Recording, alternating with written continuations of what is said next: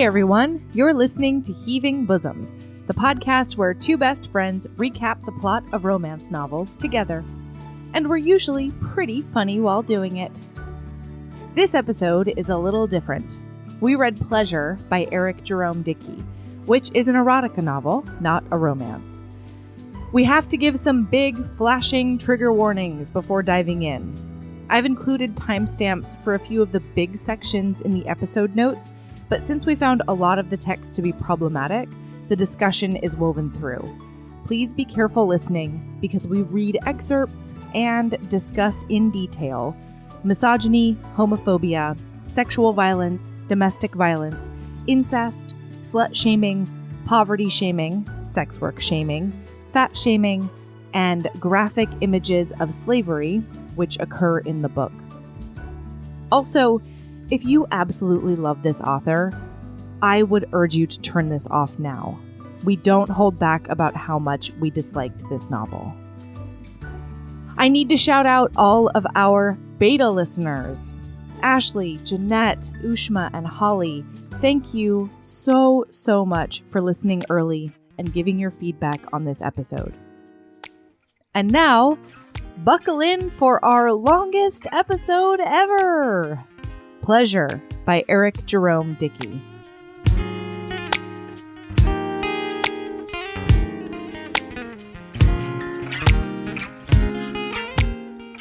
Oh, hi, Erin.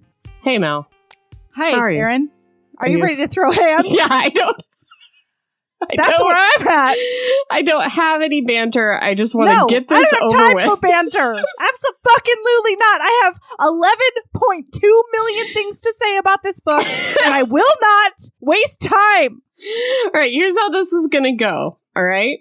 Yeah, tell me everything. This will not be a two-parter. No, it fucking won't. So here's what I'm going to do as taskmaster around here.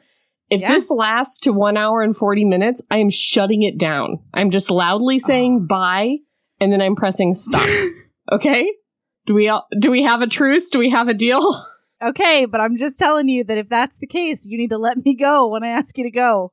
I'm okay. All right, that's fine. But right? I'm pulling the plug at 1 hour and 40 minutes, irregardless. Oh, it hurts me. It hurts me.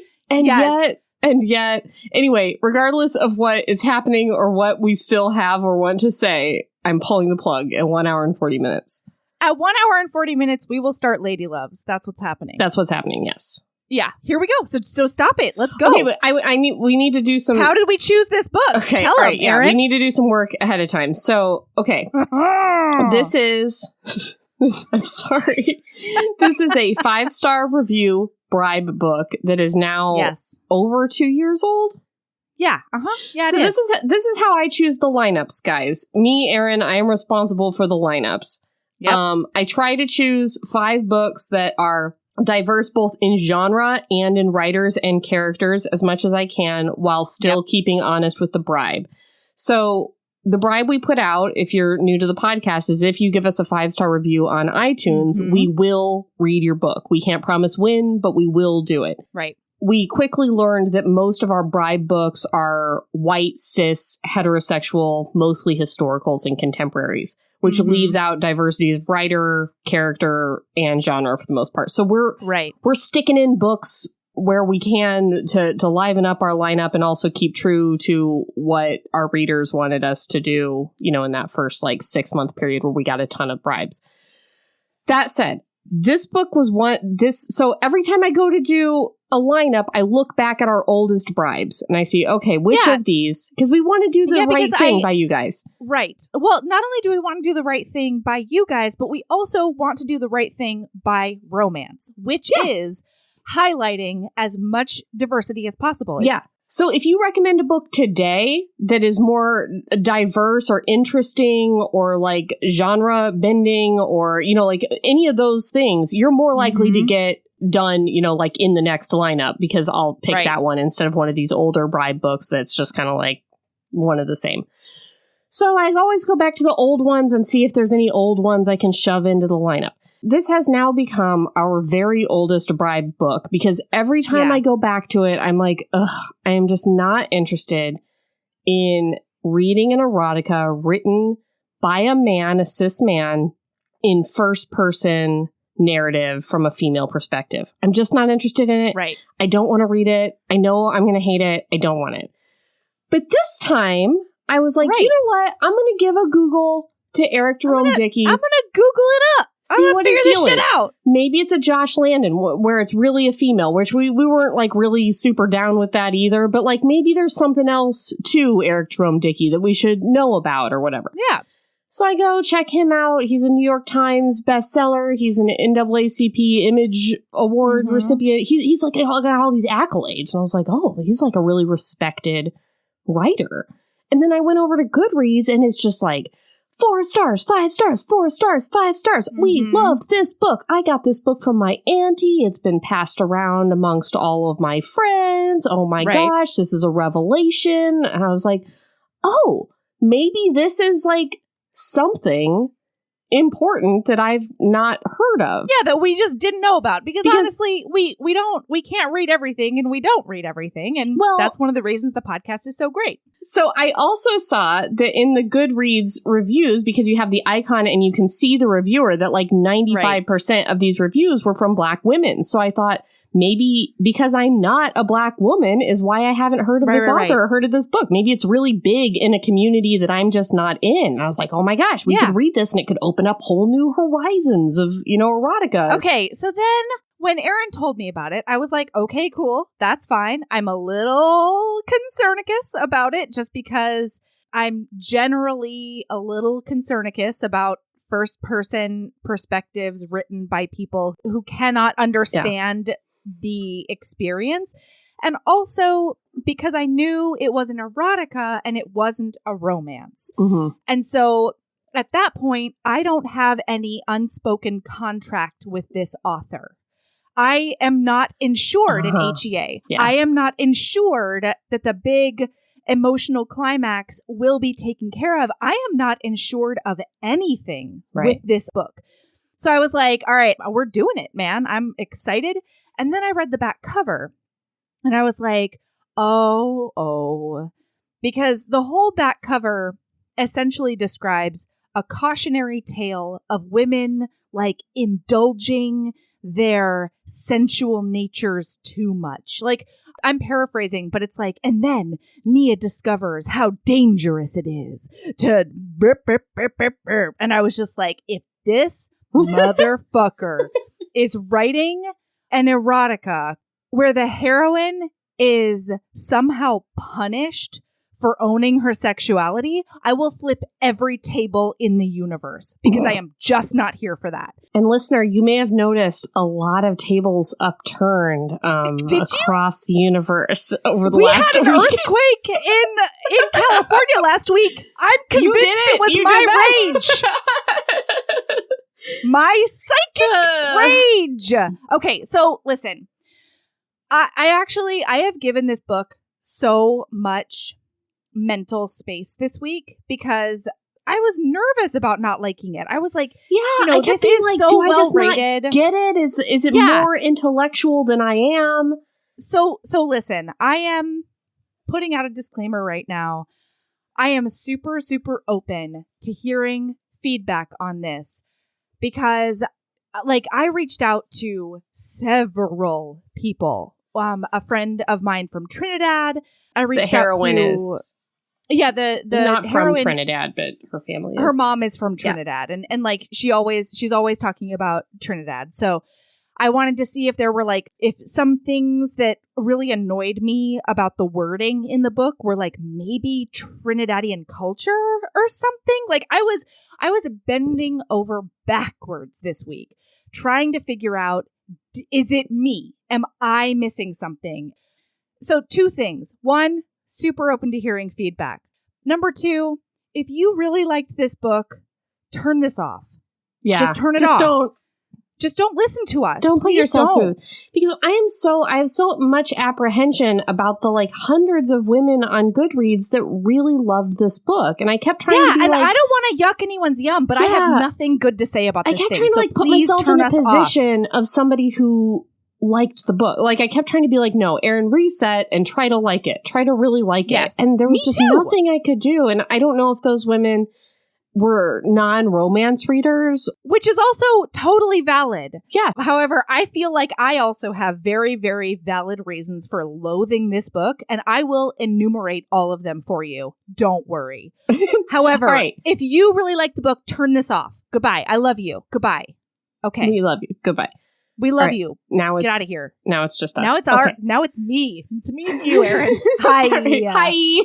Hi. All right. So originally when we were starting to read this book, I told Melody that what we should do is not go through the regular plot as we usually do, but we should just highlight wave tops of like just things about this book. And then about like 150 to 200 pages in, I called her and I said, no, let's do the plot. I think it can be done because it's not very plot heavy. It's just like, it's kind of like 50 Shades of Grey. Right. In that, like, nothing really happens. It's like, they go shopping, they go jet skis, they go blah, blah, blah. But in this book, it's just like sex with this guy, sex with that guy, sex with both the guys, sex with both those guys and a lady, sex with just the lady, running and then sex, running to sex, running back from sex. Right. So what we're going to do is we're going to do it the first way first. Melody apparently has taken copious notes on wave tops of things she wants to discuss about the whole book. And then what I'm going to do is I'm going to go through each scene and I'm going to be like, sex with Mark in dirty bathroom. No, sex with Carl in dirty bathroom. It was Carl. Melody have anything to say? And then we will say the things we have to say. And then we're going to move on to the next scene. So we don't get bogged down and stay here for 7 hours. Because danger. Okay. But I'm also telling you that while I'm going to do the wave tops right now, I mostly did like a summary outline at the top. And then I also sort of did chapter notes too. So I'm going to give you a few examples of the wave tops up front. And then I will probably let you know specific examples within each scene when we need to. I have many out loud readings that I want to do. Fabulous. Okay. I love it. I love it. Okay. So here's the thing, you guys. Number one reason that I really did not appreciate this reading experience. The first one is that Nia is the protagonist, and she's a ghostwriter right now. And she's always talking about how, you know, she owns her sexuality and she doesn't need a man, and like men can't take up too much power in your mind or in your world. And all of that's fine. But then while she says that out loud in like chapter 1, the author then spends the next 44 chapters undermining that. Right. Nia is also presented as an intellectual, and she is a ghostwriter, mostly for erotica. So here's the thing. This felt like a very unsafe reading experience for me. First, because, again, I didn't have any kind of unspoken contract with the author or the book, because it's outside of the romance genre. It's not going to do what I think it should do necessarily. Right. But second, because this author communicates so much barely concealed disdain for both erotica, but then especially romance. Yes. In the very, very second chapter, she's talking to an editor, and I'm sure I'll get it there, but she's always calling what she writes smut. And let me see. She says, I had issues with dumbing down work, for it was through the dumbing down that the writer disrespected herself, disrespected the craft. And so all of a sudden my hackles go up reading that. And I was like, hold on, is this a commentary on romance and erotica as a whole? Or is this just a commentary on commercial genre writing versus literary writing? Like, what the fuck is going on here? Either way, I don't like it. But I found out throughout the book that it is absolutely a commentary on both erotica and romance and any other commercial writing. Yeah, like this author non-literary writing. Yes, really frowns on genre books, on screenwriting, writing for television, scripts of any kind. But I also felt in that passage and in others, the writing in this book is This is an author that will choose a 4-syllable word when he can at any opportunity and at the expense of his reader. And at the expense of the meaning he's trying to convey. At the expense of you understanding what's going on, just to sound smart, just to sound more flowery, just to sound a little bit above everybody's head. Look what I can do. Look what words I know. And is very transparent about it. And in passages like those, I hear Eric Jerome Dickey saying, my editor has tried to tell me to dumb down this book and others, and I refuse to do it. Because that passage goes on to state that it's not her fault, meaning Nia's fault, if the reader can't understand her $1 million words. Because they're too dumb for her writing. And reading this book, there were a lot of big words that I didn't understand why they were there or what they were for. Can I give you one really good example? Sure. Okay. So this is just one of, I'm talking hundreds.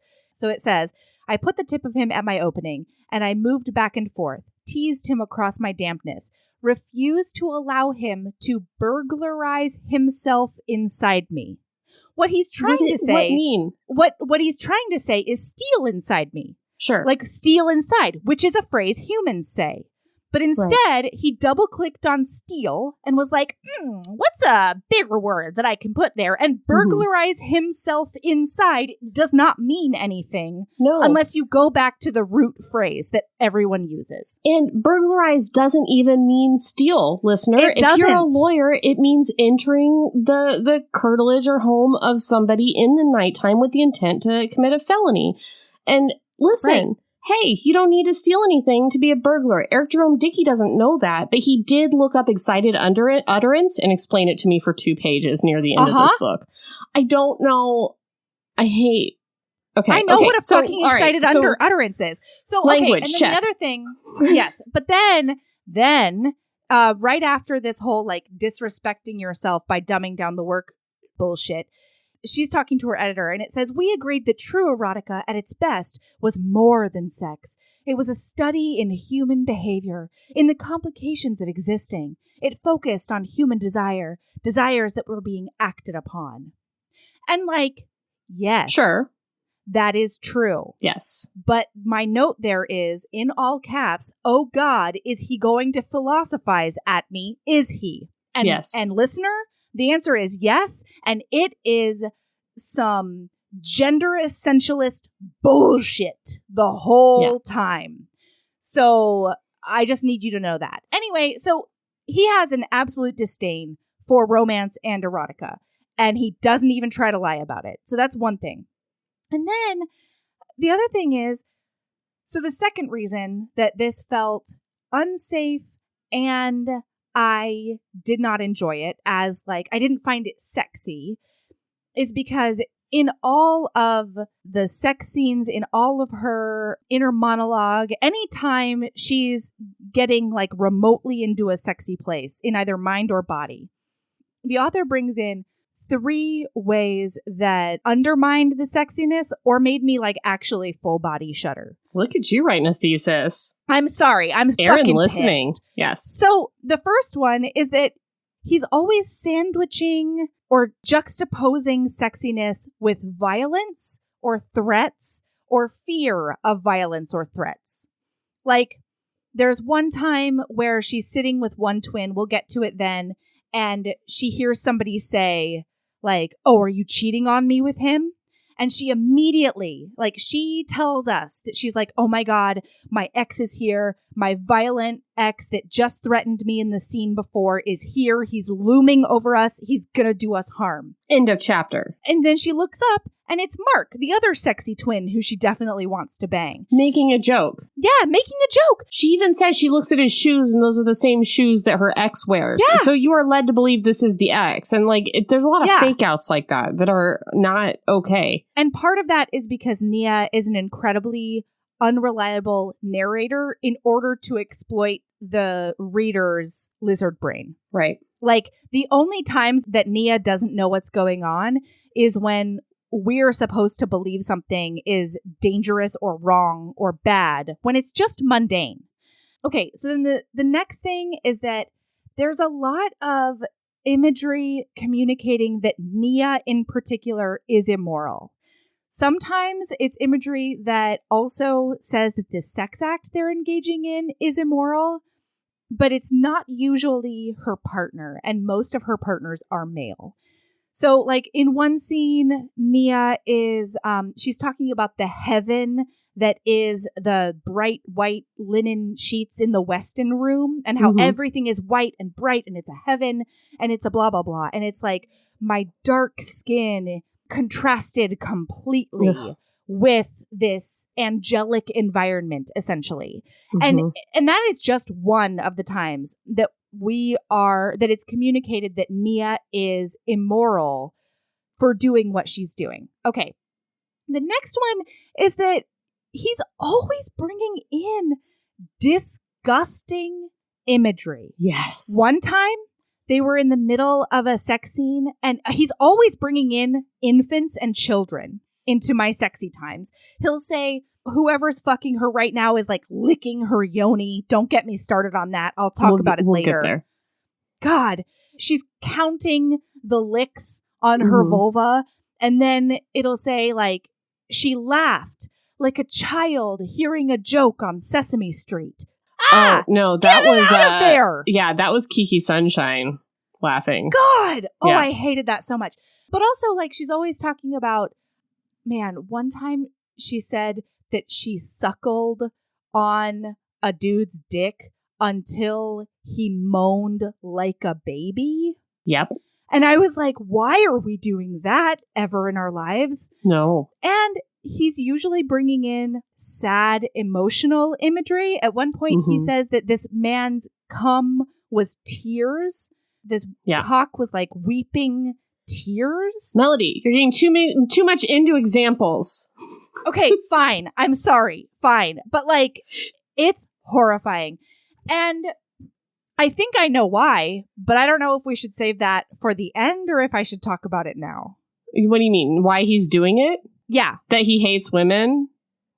Yeah. So there's a lot of misogyny happening. Oh, also, everybody's, every time, like 4 or 5 times, he talks about a dude's dick, and it's always an anatomical blessing. Oh, or God. like, well, she has it's blessings for vaginas too. Everything is blessings. Only one time. Only one time was a vagina. I remember her talking about her own blessing at least once.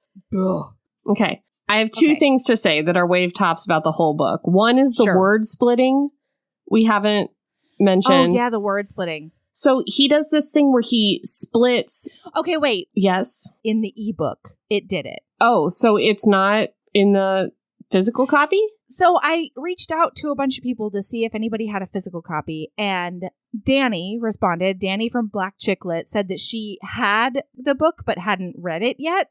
And she said that she did skim through it like a while back, and she thinks it's an ebook quirk. That's very odd. I agree. Because it's only on very certain words, like pleasure, the title of the book, is split into pleasure most of the time.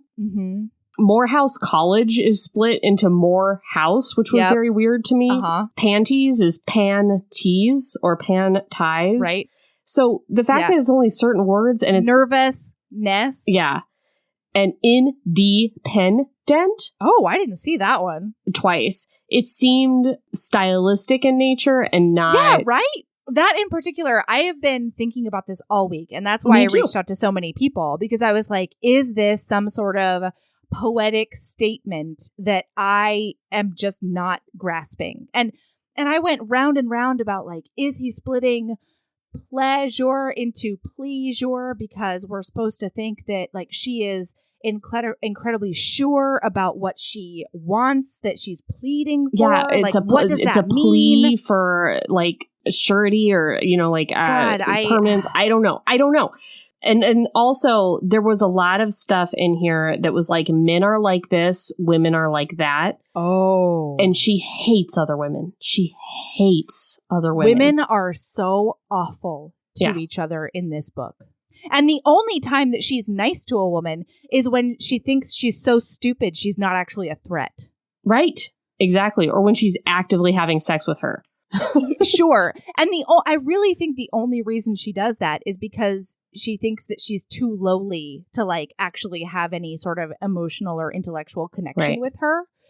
And like justice for fucking Kiki Sunshine. And also justice for Kiki Sunshine. Once you introduce a person's name one time, Eric Jerome Dickey, you can just say just Kiki. You can just say Kiki. No, this Kiki is a man that refers to himself as Eric Jerome Dickey wherever he goes. Yeah, I guess. But I don't he's at a restaurant. Kiki Sunshine is that he's style. At like the Cheesecake Factory, and the waitress comes over and is like, "Hi, how can I help you?" And he's like, "Eric Jerome Dickey will have the cheeseburger." Okay. All right. So now we're doing plot. Okay, let's do it. Let's scene do some plot. By scene. Okay. Plot scene number 1. Weird 3-part, 3-location masturbation scene. Melody, do you have anything to say? I have so many fucking things to say about this. First of all, have you ever changed locations 3 times because you could not come by yourself? No. Great. Me neither. Just to put that out there for the record. Why stimulator? First of all, Nia lives alone. Why are her sex toys in the bottom of a filing cabinet in her closet? First of all, filing cabinet in closet, ? Second of all, why aren't they next to her bed like any normal person, especially one that lives alone? You could have it in your dishwasher and that would be fine because you're by yourself, bitch. Third of all, why stimulator, Eric Jerome Dickey? He calls it a fucking vibrator. Just call it a vibrator. It's just a vibrator. During this like 3-location masturbation scene, her phone goes off and he calls it a cellular. Throughout the entire book, a cellular, except for one time at the end, she says phone. And I'm like, oh my God, did this guy go back and change phone to cellular? I think he fucking did. I think he said, find phone, replace all cellular. And then he wrote the last scene. And yeah, it just left one sad little dwigged. Okay, third of all, have you ever in your entire life filled up an entire 2-person jacuzzi tub to the brim in order to try to masturbate in it? Well, she was really desperate to... But how does that make it easier? She's not using the jets. She's just making it extra hard to like not slip under the water.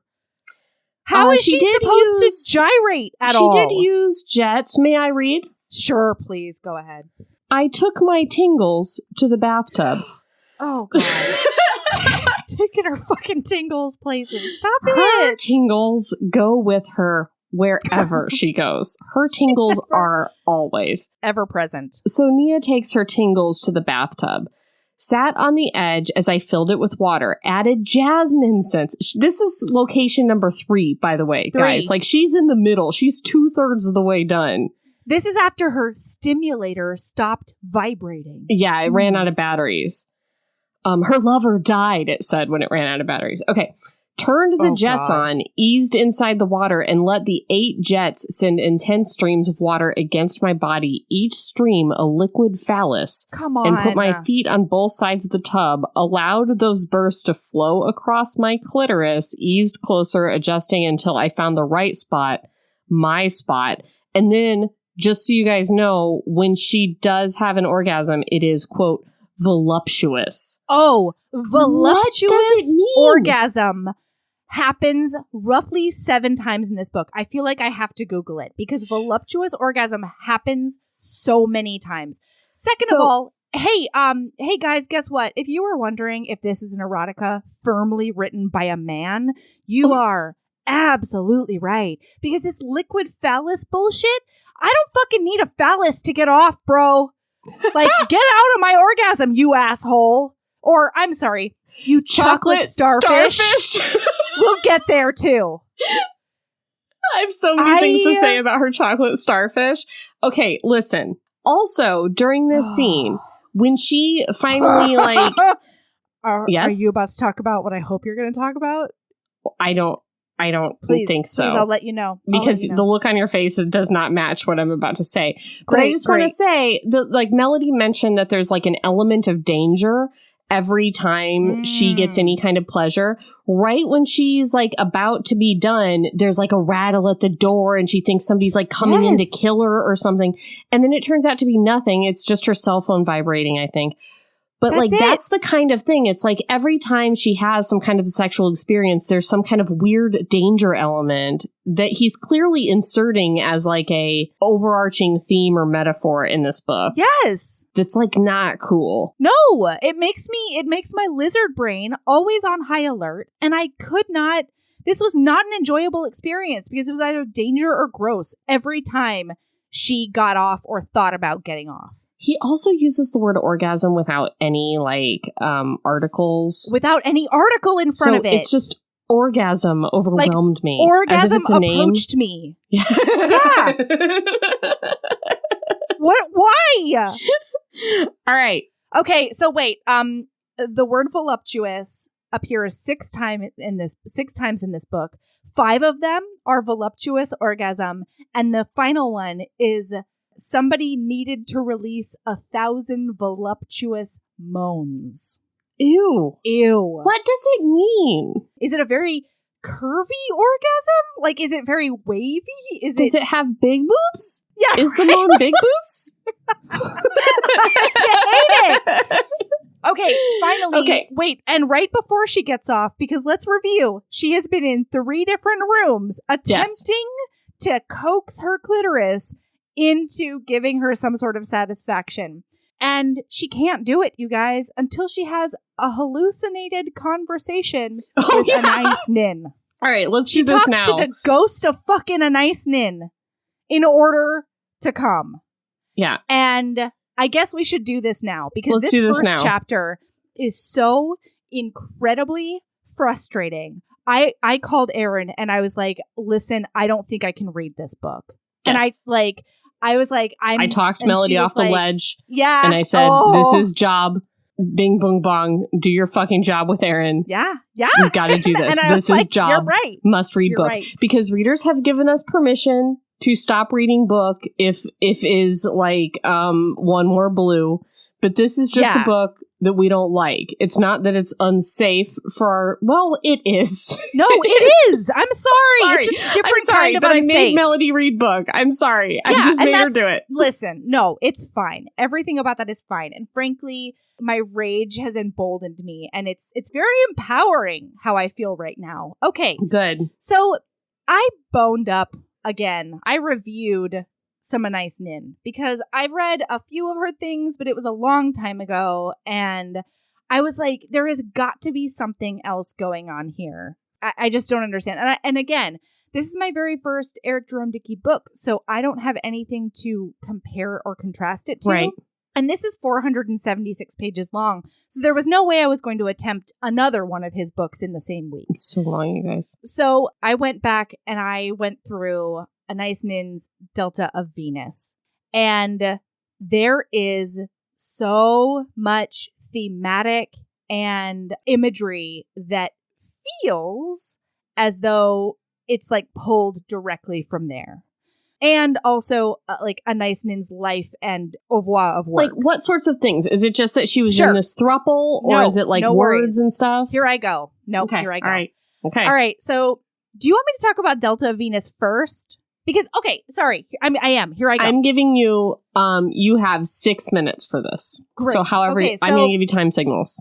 So Delta of Venus is really interesting because on the one hand, when it first came out, it was published after her death. And it was lauded as the very, very first erotica written from a woman's perspective. And it's a collection of her stories. And so on the face of it, you're like, oh, cool. Yeah, lady erotica, women's blah. And for a while, she was sort of a feminist darling, both before her death, when her very first volumes of her diaries were published, her edited diaries. She was like sort of a feminist darling, but she always very, very particularly distanced herself from feminism as a movement and particularly feminist activism. Okay. And that's really important because a lot of her overall theories about women and men are very gender essentialist. Men are from Mars, women are from Venus. It's very biologically based. She's always talking about women getting penetrated and how that's a commentary on the way that we feel and the way that we experience romance and blah, blah, blah, which Nia does in this book. Yeah, I was going to say that sounds very familiar to this book. Yes, because Eric Jerome Dickey took this theory on the way that men and women relate, and then he attempted to put it into a modern day intellectual without any sort of revamp according to any other intersectional variable. Right. Mm-hmm. It doesn't account for the times. It doesn't account for Nia's upbringing. It doesn't account for her socioeconomic background. It doesn't account for the fact that she was an immigrant from a very particular place. It doesn't account for her blackness. It doesn't account for anything. It's just copy pasted basically into this book from a theoretical standpoint. Mm-hmm. So the second thing that I think everybody should know about Delta of Venus is that this was originally written as a collection of short stories that was not for mass publication. This was not Anais Nin sitting down and saying, I'm going to write erotica for the masses, and this is going to be an erotica from a woman's perspective. She actually wrote it for a private collector, a wealthy man who Henry Miller introduced her to.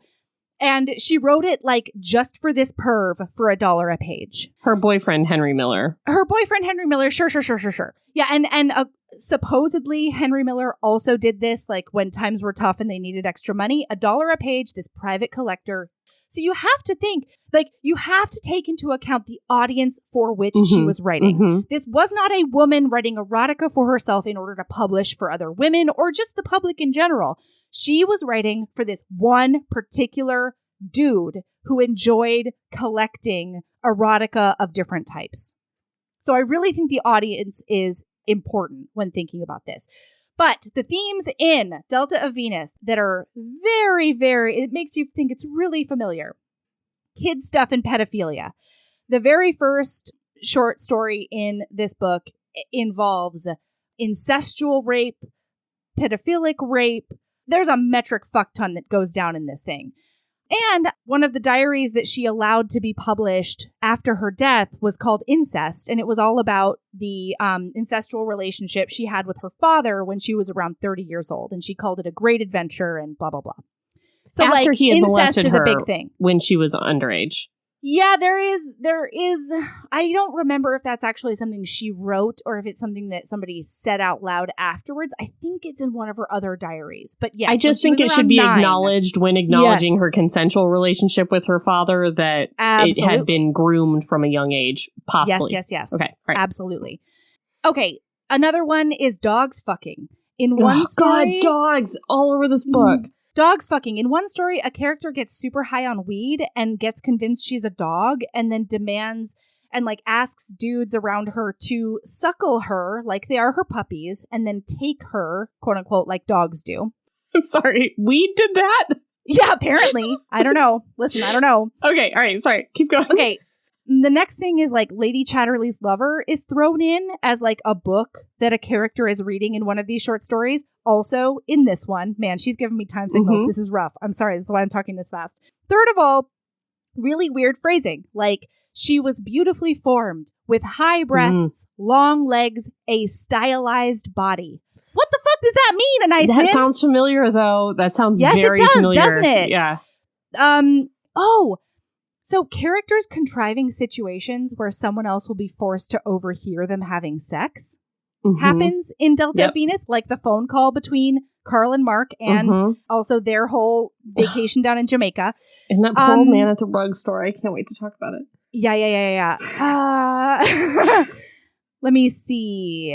You've only got 15 seconds left. I'm going to weave this into the rest of it. Yeah, so I'm good. That's the big things. Those are the wave tops. So we think in some ways maybe Mr. Dickey was trying to rewrite these erotic stories. I think that what he was doing is he was trying to create a work that a person who deified Anais Nin would create, right? Because most of Anais Nin's literary contributions, the thing that she actually thought were her literary contributions, were her diaries, both edited and then less edited.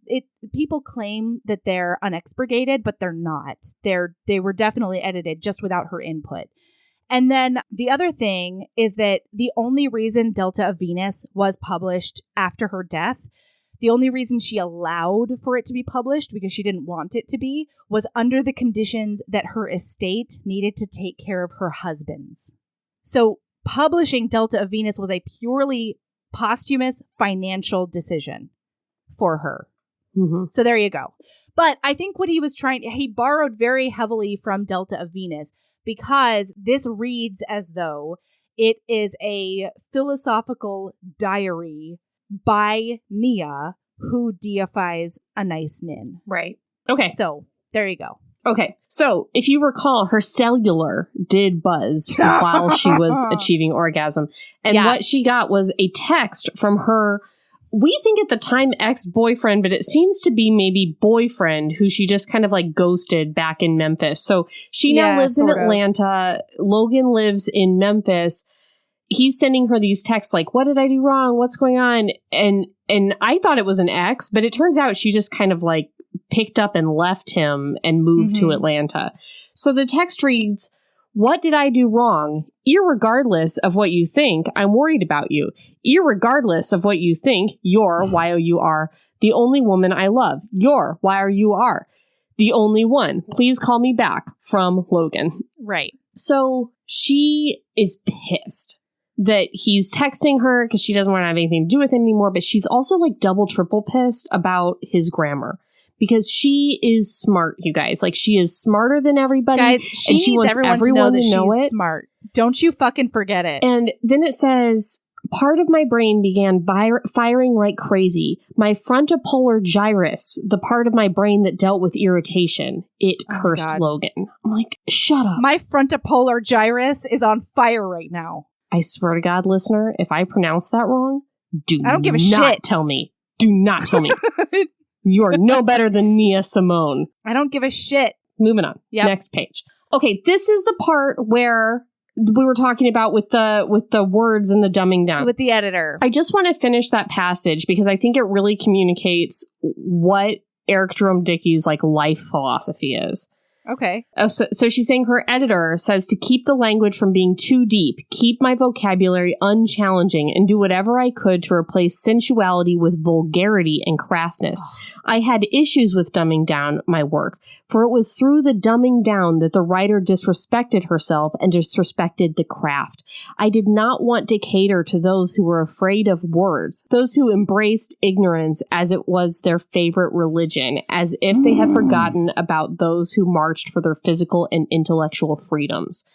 So, I guess the problem that I have with this attitude, besides just like the obvious that it's like snobby and it just seems like he's talking down to his reader, it seems meta. Like he's saying in this book, like, if you think that my language is too over the top, like I've used a thesaurus for every word, it's you that's dumb, not me. Right. Yeah. But also like the thing of like how it's disrespectful to your ancestors and the people who marched for your rights and freedoms and everything. Like, well, and especially since it, he's a Black author and he's very, very prominent in the Black literary community. When he says march, I immediately think Martin Luther King, right? Yes, Birmingham jail. You know what I mean? Me too. That's what I thought of. And I started thinking about linguistic discrimination and linguistic gatekeeping movement. Like, well, actually, the first time I heard about that was from Frank McCourt, the Irish author that wrote Angela's Ashes. And he was like in this big movement of you should be able to write how you speak. And that's true to your cultural, background and how you grew up and talked in your house. And that may be different than how somebody else grew up and talked in their house and to their parents, and like how that's true writing, and any other way is how languages die and cultures die and stuff. Absolutely. But also this idea that insisting on perfect grammar and perfect, quote unquote, perfect English is a way to like keep people out of discussions and keep people, it's a gatekeeping thing.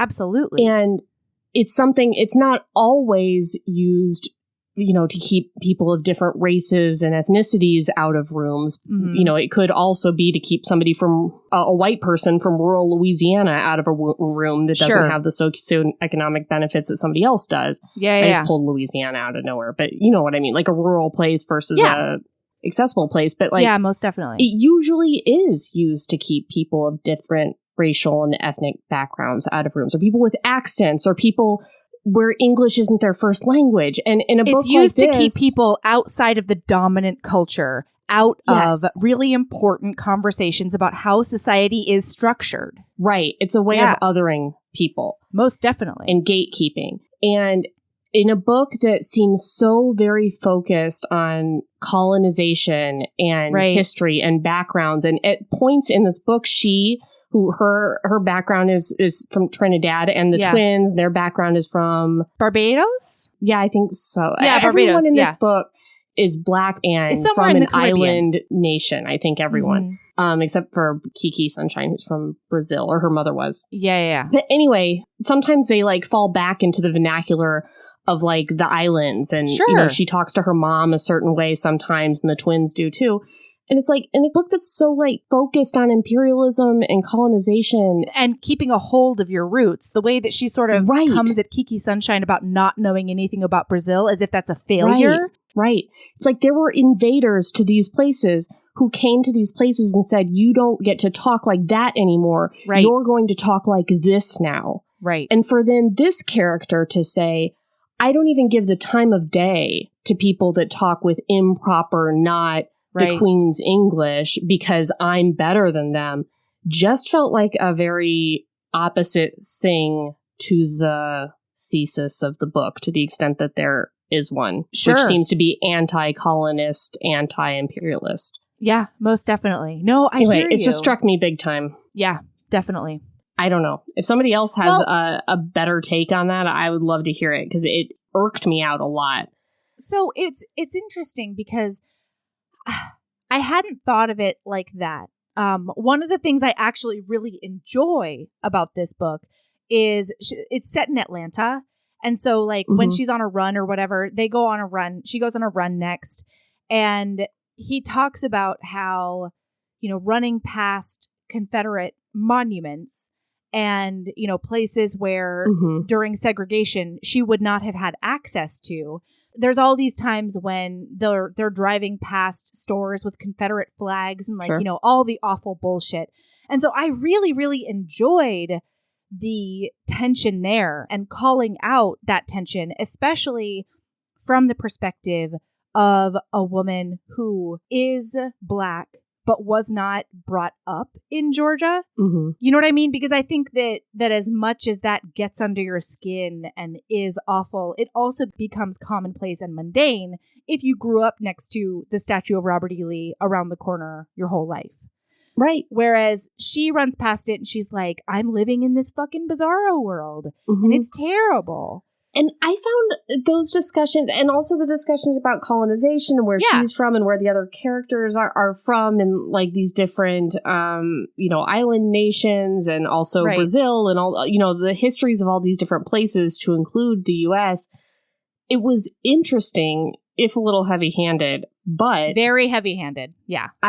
I also didn't understand, and this could be me. This could just be that I didn't get it. I don't know. But it did not seem to mesh with the other themes of this book, which should be the primary themes, right, as an erotica. And also how she behaved and spoke and interacted with her environment. And maybe that's the point he's trying to make. I don't know.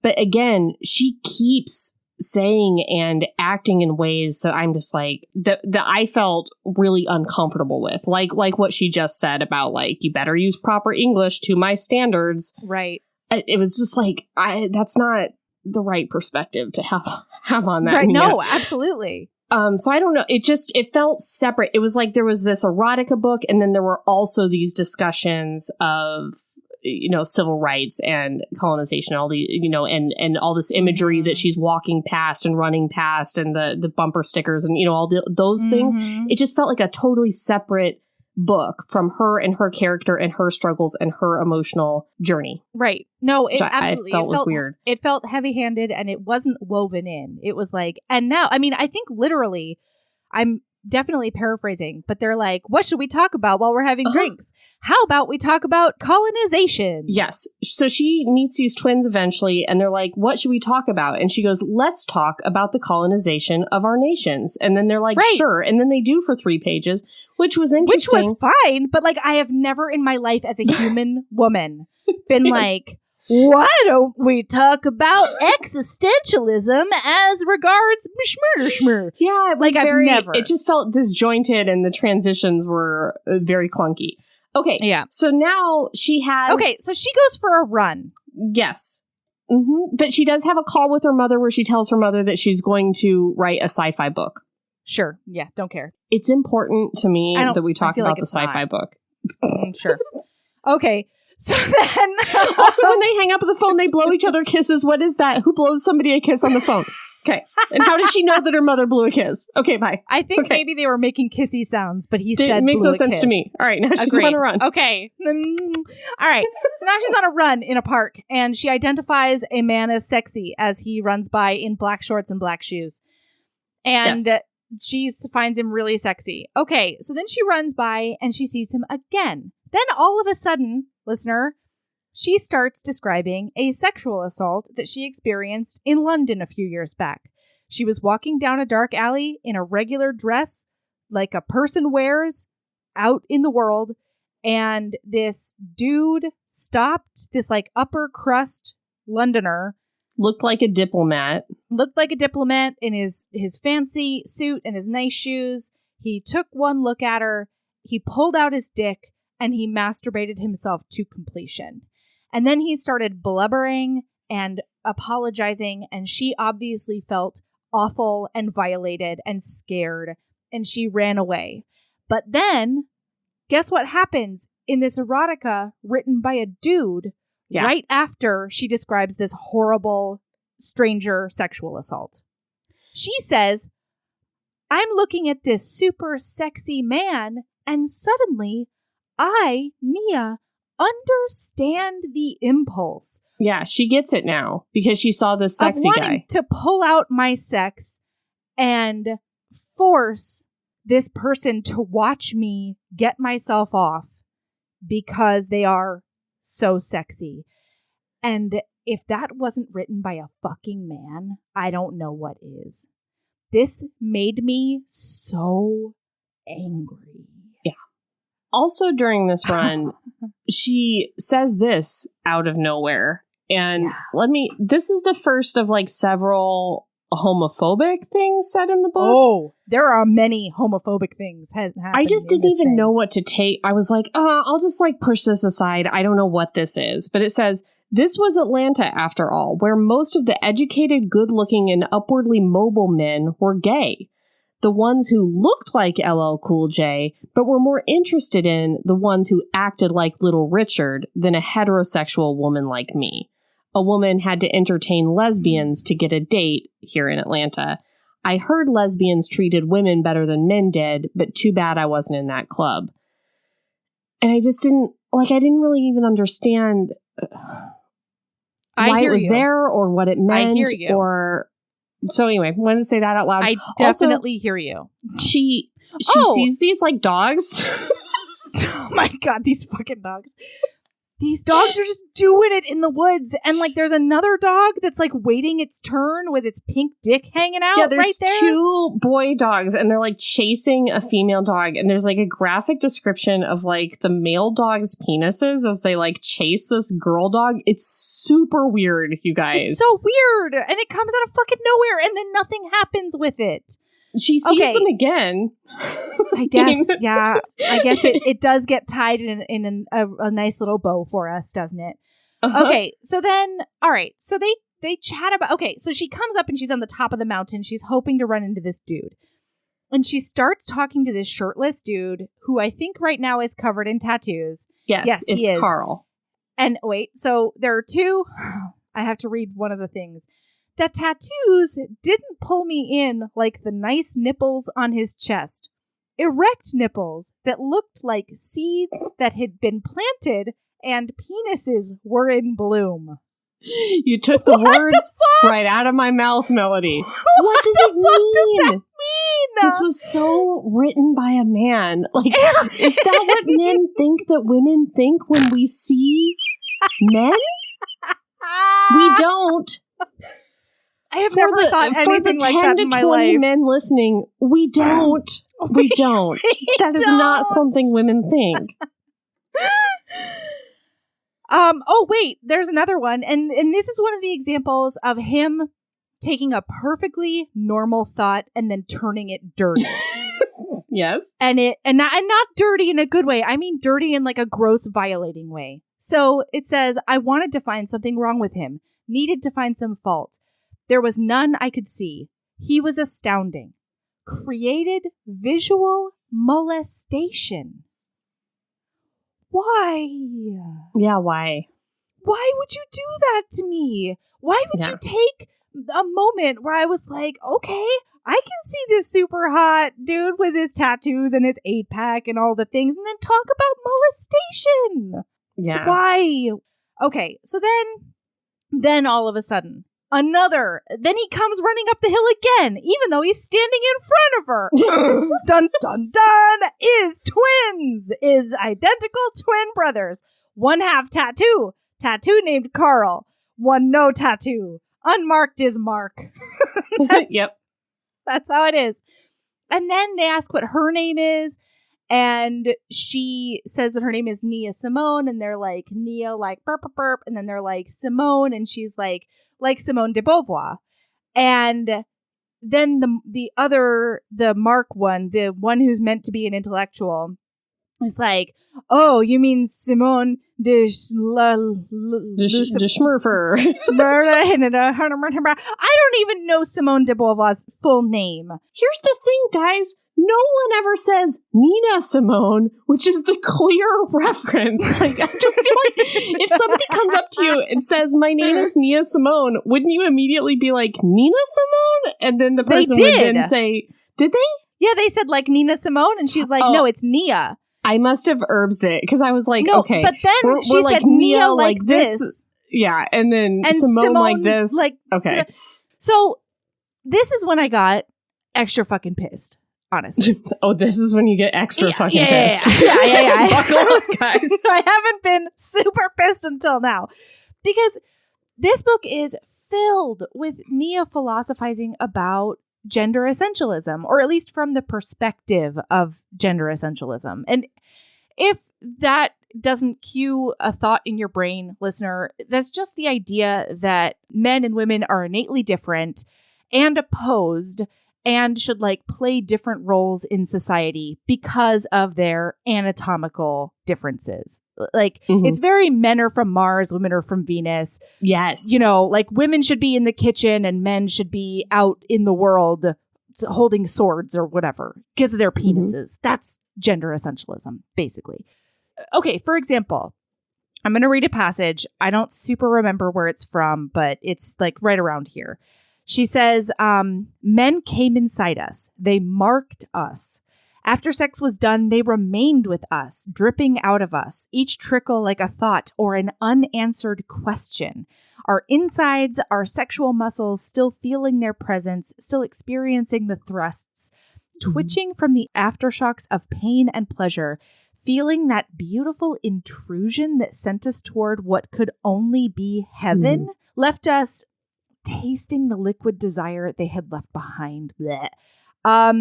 Okay, sorry. It says, while they felt nothing more than sleepy and tired and thirsty, the same symptoms of an allergy attack, they moved inside us, moved inside our wombs, pushed our insides, and disturbed the beats of our hearts.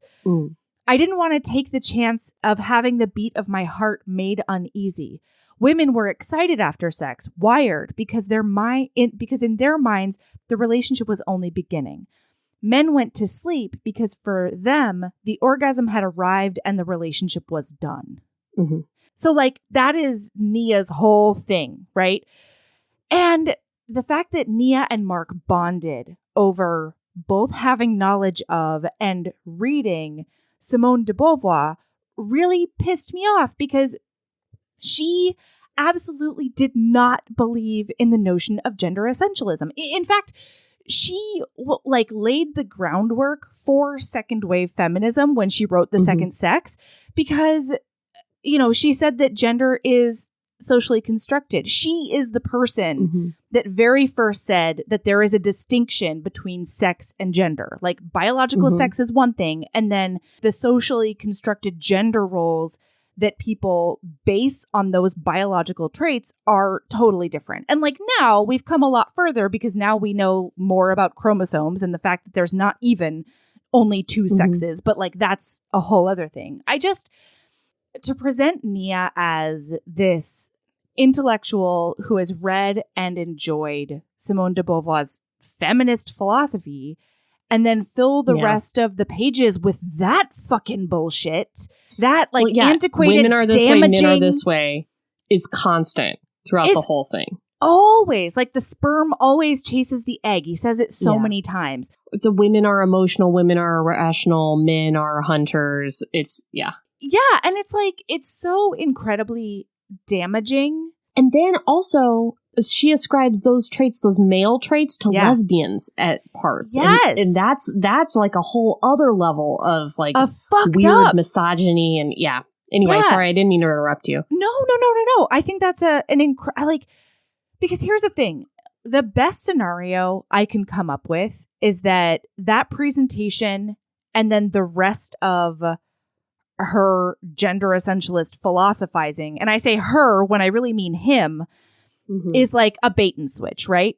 But worse, it's a man dressing up in a woman's skin to propagate misogyny to predominantly female readers. Right.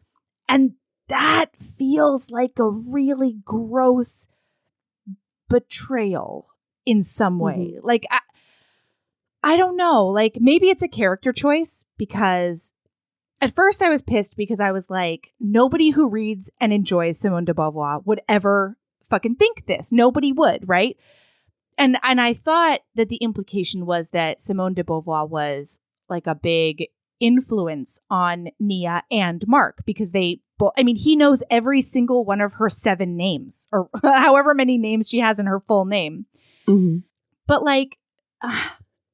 But throughout the rest of the book, it really becomes clear that Anais Nin is her one and only literary deity. Yeah. And Anais Nin was very famously not a part of the feminist movement, would not call herself a feminist. And she also wrote from a very gender essentialist perspective in her own writing. So maybe it's a character choice, but the meta politics with the, it being a man who's writing as a woman, I think maybe for women, really squicks me out and makes me really angry. And I was thinking, I'm not up on all this feminist theory in the way that you are. Sure. But I was thinking that since at the beginning, she that first masturbation scene we have with her, she has a whole conversation with Anais while she's doing her business, right? Yeah. And then when she meets these guys, she starts talking about Simone more. And I was thinking that there was going to be an arc or an evolution throughout the book where these two theories would war with each other. Yes. And then she would see the light at the end of, it's not this or that. It's I don't know what the right thing to say. Well, it's the theories that you were talking about of sex is one thing and gender is a different thing, and we're all seeking pleasure and we all deserve it, and we, that sort of thing. We're all on a human journey, and we have a lot more in common than we do anything else. Exactly. Instead, we end up in a whole different place at the end of this book. But that also sort of speaks to erotica in my mind, especially. Okay. Maybe I'm wrong about this, but maybe I'm thinking more about erotic romance. The whole idea is that every sex scene is supposed to accomplish something. It's supposed to accomplish character growth or plot furtherance, or it's supposed to do something different for their emotional connection. The erotica part of it has to play a function in the overall story and character's growth and journey. And it also didn't feel like this book adhered to that either. I think it did, but it just taught her more and more negative lessons about... maybe, yeah. Yeah, no, you're right. Maybe the destination just wasn't what I wanted it to be. It just wasn't the journey we wanted her to go on. But I do want to say this. Yeah. The passage that you read just now. Yeah. The last big chunk that you read. In the way back machine. Well, yeah. Because I've been talking about it for a while. That big chunk about like how they come inside us and the egg and how sex is one way for men and one way for women and how they have allergies and we're wired at the end of it and all that. When I was trying to figure out what's the deal with this book before we recorded, I did a Twitter search for this book, Googling it and doing hashtags of it and all kinds of stuff. And the women on Twitter that were saying, wow, what a great book. I so much loved this book. How this book was so true to me. Yeah. That was the quote that a lot of them were quoting. Like portions of it. I mean, not obviously that full quote doesn't fit in a Twitter. Of course. But parts of that of like, men take something from us when they have sex with us and we have to deal with that sort of sentiment of that quote was all over what women were like, wow, this is how I feel. So that just shows how it can strike people completely differently, you know? Yeah, absolutely. And I mean, I think one of the hardest things about coming down so hard on this book and like having such a viscerally negative reaction to it is just that I know that I am likely not the audience that Eric Jerome Dickey was writing for. And I don't know as much as I would like to about, you know, the forces and like the relational messages and all that sort of thing that is within that very particular community. So, I mean, I do think he was writing for women. Right. And yeah. And, you know, maybe something is lost on me with the colonization and imperialism and being a Black woman in America. And, you know, those sorts of messages, maybe there's something I'm missing, but I feel like I'm not missing anything in terms of men versus women. Yeah. I don't know. I do feel like enough of an authority to talk about how I experience misogyny, you know? Yes, that's what I'm saying. There may be big chunks of this that we have blind spots and we're missing. Definitely. But I think there's a good sized chunk that I'm qualified to say, no, this is misogynist. Right. Yeah, absolutely. Okay. So then Logan decides that he's going to show up. Oh, the dudes invite her out for a drink. And she's like, I don't know if I'm going to make it. I've got smut to write tonight. I don't like writing smut, but that's what I do.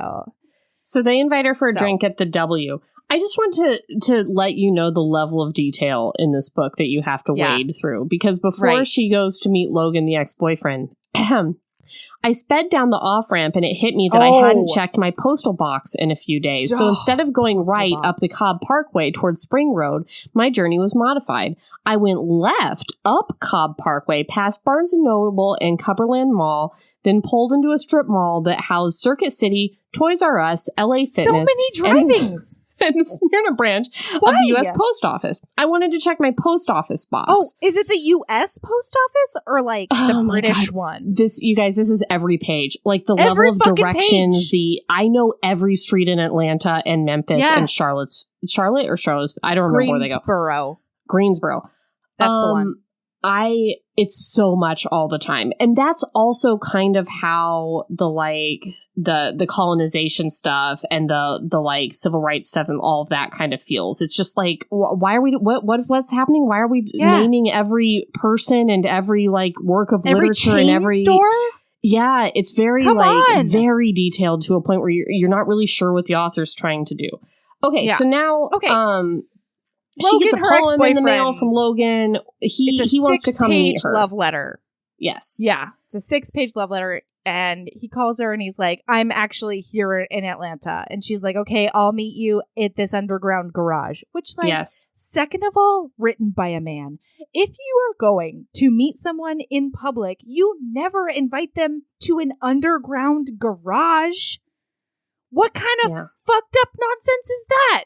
You meet them in like a busy street out Also, in the daylight. Mel, there were so many errors in this letter. It killed her. How many errors? God, it killed her. She couldn't handle hates it. that he's a successful businessman and he doesn't know the difference between your and could care less and couldn't care less and I before and regardless and irregardless. And she goes on and on. It's pages of this. Yes. Okay, so then he shows up. It's a big scary. She gets heated and she decides that because he won't take no for an answer. He's like, I want to get back together with you. He feels very entitled to her time and her being in a relationship with him. Mm-hmm. And she's like, no, we broke up. We're done. This is a no-go zone. And he won't take no for an answer. And so she's like, hey, I cheated on you 2 times. Yeah. And right before that, she says like, this is so dangerous. Like the not the truth is the safe way to go because Logan is huge and he played football and he could snap me like a twig. And then all of a sudden she just says that like, I boned other people while we were together. But what she says is she doesn't say I boned other people. She says I have submitted to my desires and had new experiences while I was with you. He says submitted to your desires. What the hell does that mean? She says, to you, it would mean that I was unfaithful to you. That paused him. He said, you're telling me that you cheated?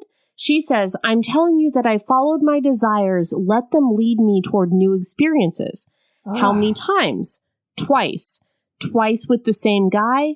No. So, like, this is the type of person she is. She can't just say, I cheated on you a couple of times. You weren't satisfying me. This is over. Yeah. She has to like couch it in this language of like, I am a woman who has desires. Right. It's gross. It's gross. It's really gross. She's using feminism and empowerment as a tool to hurt other people or to justify that she's hurt other people. Yeah. Break up with him, Nia. Just break up with him. Don't sleep with 2 people and ghost him in Memphis and then move to Atlanta and then act like it's his fault. Yeah. Exactly. Like, you don't like the way he dicks you. I get that. Break the fuck up with him. That's all. I'm not justice for Logan. I'm not here for Logan. No, however, I'm not pro Nia in this moment. No, not at all. But all of that is like very, very danger. And then she's like, I gotta blow off some steam. I need a drink. I'm gonna go see these twins. So she does. She goes to the W. She gets all dressed up and she goes to the W. And then, do you have anything to say about this scene? I didn't write it down. I have one passage that I have to read and get angry about. Is it about bathwater? No. Well, a guy approaches her while she's sitting at the W waiting for the twins. Yeah. And he says, would you like to come up with my suite with me? She says, I'm not your type. He says, what is my type? She says, women who look hip. This is so not like other girls. I can't even. She says, women who look hip and chic, but in reality are pathetically lonely and desperate and broke. And how fucking dare you? The poverty shaming, like the socioeconomic shaming. I hate so much poverty shaming in Smiling this. Women sitting on their low self-esteem, women who never had attention given to them in a healthy way, women who confuse emotional abuse with affection. That's your type. How fucking dare you? He says, I'd love to drink your bathwater. She says, I piss in my bathwater. And he does leave for good reason, because that's a weird thing to say, Nia. It's very strange. It's a very strange thing to say. I feel like, no, it's just, you got to lay your cards on the table, you know? And then she later sees that guy in the parking lot getting head from another guy, and then she says some other homophobic stuff in her brain. I've got it right now, if you want. Well, I just didn't know if you wanted to go into it. I think that we should just do it now so that we can get past it. Okay. Yeah, so she sees she hears someone getting oral sex, and she sees the dude that hit on her. Oh God, she hears the slippity slap of saliva. She talks about it in that way. And so she's super into it. She's like, I'm going to go watch. I'm going to be a voyeur. This is so hot. Like, this is getting me horny or whatever. And then she sees it's another dude, and she gets super grossed out. And I'm not going to read all of it because we don't have time. But the one, like, bold that that jumped out to me was, moments like this were disturbing, beyond depressing. Yeah. Go fuck yourself. Says the woman that in less than 12 hours is about to have sex in the same parking lot. I mean, yeah, after she fucks twins at the same time. So, but, why don't we not? If she's in the game of, public sex is depressing and humiliating and, degrading and all these things, she's about to do it. Exactly. It's obviously not it. It's not the publicness. It's the homosexuality. Yes. Go fuck yourself. So to the extent that you think that it's public sex, it's not. She's all down for that. Yeah, it's not. So, okay, so she sees the twins. She's like, the thing happens where she's making out with Carl in this public space. And then somebody's like, are you cheating on me with him? And then she's like, oh my God, Logan's here. We're all going to die. He's going to kill me. And then she looks up and it's Mark making a joke. So lots of danger signals happening. Yes. And Mark's married, and we've known this from the beginning. Oh, yeah. Mark has worn a wedding ring from day one. Yeah. And she has said she prefers married men because they know the score. They know that she knows that they can't make it more serious than she wants it to be. It's like a no strings attached from the beginning thing. So she likes it like this that. This is a feminist who prefers married men, everyone. Yep. Congratulations, Nia. Good job. Good job. So then, okay, so she's sitting between these twins, and then, she kisses the other one, Mark. And then Mark says, have you ever been licked while someone else was kissing you? And then, what is being licked? Hold on. She's like, what? And he's like, well, what do you call your downstairs region? And she's like, I call it my yoni. And you guys, yoni has been ruined for me. Eric Jerome Dickey. Was it not before? Listen, I've never had a particular attachment to it, but now I have a PTSD reaction to it. Same. But I mean, you guys, I'm a Kundalini yoga teacher, and I cannot stand when somebody says to do something with my yoni in a yoga class. Just call it what it is. Mm-hmm. Because what's going to happen is somebody's going to raise their hand and be like, this is my first class. What am I contracting? And then you have to be like, your vagina. Your vagina. Do a Kegel. Just say it. Just do Kegels. Also, I think the other reason is that in this book in particular, again, please let me know if this is a term that Eric Jerome Dickey just prefers. If that's the case, then ignore what I'm about to say. However, this is my only erotica that I've read from him. And it felt as though it was another one of those things that's supposed to signify that Nia is an intellectual and a she's feminist. Better. She values herself. She has self-respect. Blah, blah, she bullshit. refuses to use the word pussy. She refuses to use certain words because they're beneath her. They're pedestrian. Mm-hmm. And it just added that extra layer of girl crime and shame that made me so fucking mad. Okay, so listen, she's like, wow, that's never happened before. And I'm super into it. She says, I see you two as one person. Mm-hmm. And this is after one of them looks at her and is like, we've been competing our whole lives. I hate when I'm compared to my brother. We are two separate individuals. And then she's just like, hey, you're just the same person, but split in two. And I think it's awesome. Yeah. And somehow they're okay with this, but whatever. I can't get into their brains. We don't have time. But there is something I want to have time for just because it's hilarious. And please. I think we're supposed to be a comedy podcast. I know. This is not funny. Sorry. Welcome to Heaving Bosoms, where we are a rage machine that cannot giggle. But he really wants her to be a very upper crust intellectual person, clearly. But then sometimes the metaphors and things that she likes are very not. And I love, listen, I'm just going to straight make fun of the author at this point. Yeah. She loves how they wear Axe body spray, you guys. Oh my God, yes. Oh my God, yes. You guys, her mom is a billionaire Hollywood producer. She's up and she's just like, is that Axe body spray? Later in the book, she's like, she basically almost comes. Yeah. This man wined and dined me. He took me to all the fanciest restaurants in town. the melting pot. And I'm like, the melting pot? That's the fanciest restaurant you could think of in Atlanta, Mr. Dickey? Like, come on.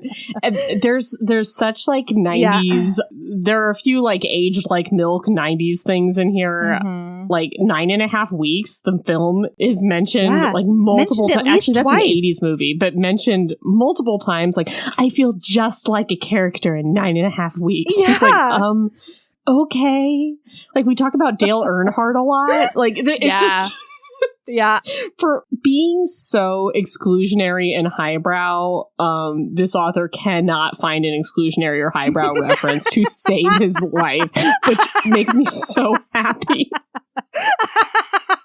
Anyway, all right. So Carl, they have rock, paper, scissors over who's going to pay for the hotel room. And Carl, the tattooed one, goes over to pay for it. At this point, it's it's like a consent good. Mark says, hey, if you're not into this, you can leave, like, no problem. And then he says that she should go to the bathroom and think about it. And then if she doesn't want to, she can just slip out the side door. Yeah, no not worries. a bad move. Yeah. And so I was like, wow, this is pretty great. And now, Erin, I need to talk to you about lady friendship. Can we do that? Can we talk about how ladies are friends and also signify friendship? Can we do that? Is that okay? I don't know what you? we're talking about. Don't worry. I will let you know. Is this so a lady she goes in the to the bathroom. Mm-hmm. She goes to the bathroom. Let me find it. And there are these two women at the sink. And they're like laughing or something, and somebody's tit pops out. Boob does come out. Oh, I forgot. There's a boob and it comes out. And so, oh my God. And said, she laughed so hard it frightened me, laughed and made her breast dance. Her friend looked at her renegade breast and laughed just as hard. So she makes her boob bounce. And it says, her girlfriend went to her, took her breast in her hand, licked it twice, laughed, and made it bounce like a toy before she tucked it back in its proper place. And that let me know they were real good friends. That let me know they were real good friends. What? Is this what men think women do? That let me know they were real good friends. I had completely forgotten about this scene. It's all highlighted, but like so much shit happens later that I completely forgot about it. Oh my God. Slurp, slurp. Slurp, slurp. Erin, I am the most tits out person. I'm going to go out on a limb here. Maybe you know, question mark? Yes. Right? Yeah, sure. Never in my fucking wildest, what even is that? I don't even have... That's much weirder than biting your friend's foot in a jacuzzi if you guys are around for the 365 Patreon. It's much weirder. Okay, so anyway, she decides that she's going to leave. And that's when she goes to the parking lot. She sees the two men engaging in oral sex. And the reason that that's important is because she basically thinks to herself, two people engaging in consensual sex is disturbing and depressing to this woman. Mm-hmm. And yet, let's review, she completely understands the impulse to commit a sexual assault. Yes. That is totally fine. But homosexual stuff is disturbing and depressing. I hate her. And also, identical twin brothers DPing her, also totally fine. Getting off with a lady later in the book, shameful, upsetting. What would happen if her mom find out? Yeah. Really weird. And like, here's the thing. I don't want to kink shame. Whatever I feel about it personally, as long as all consenting adults are involved, I don't give a shit as far as like the incest stuff goes. But yeah, it felt really fucking bad because this is the way she justifies going to have this taboo incestual threesome. She says, yet these two owned ecstasy. I was entitled to my ecstasy. Mm-hmm. And that's what makes it okay for her to return to the W. Yeah.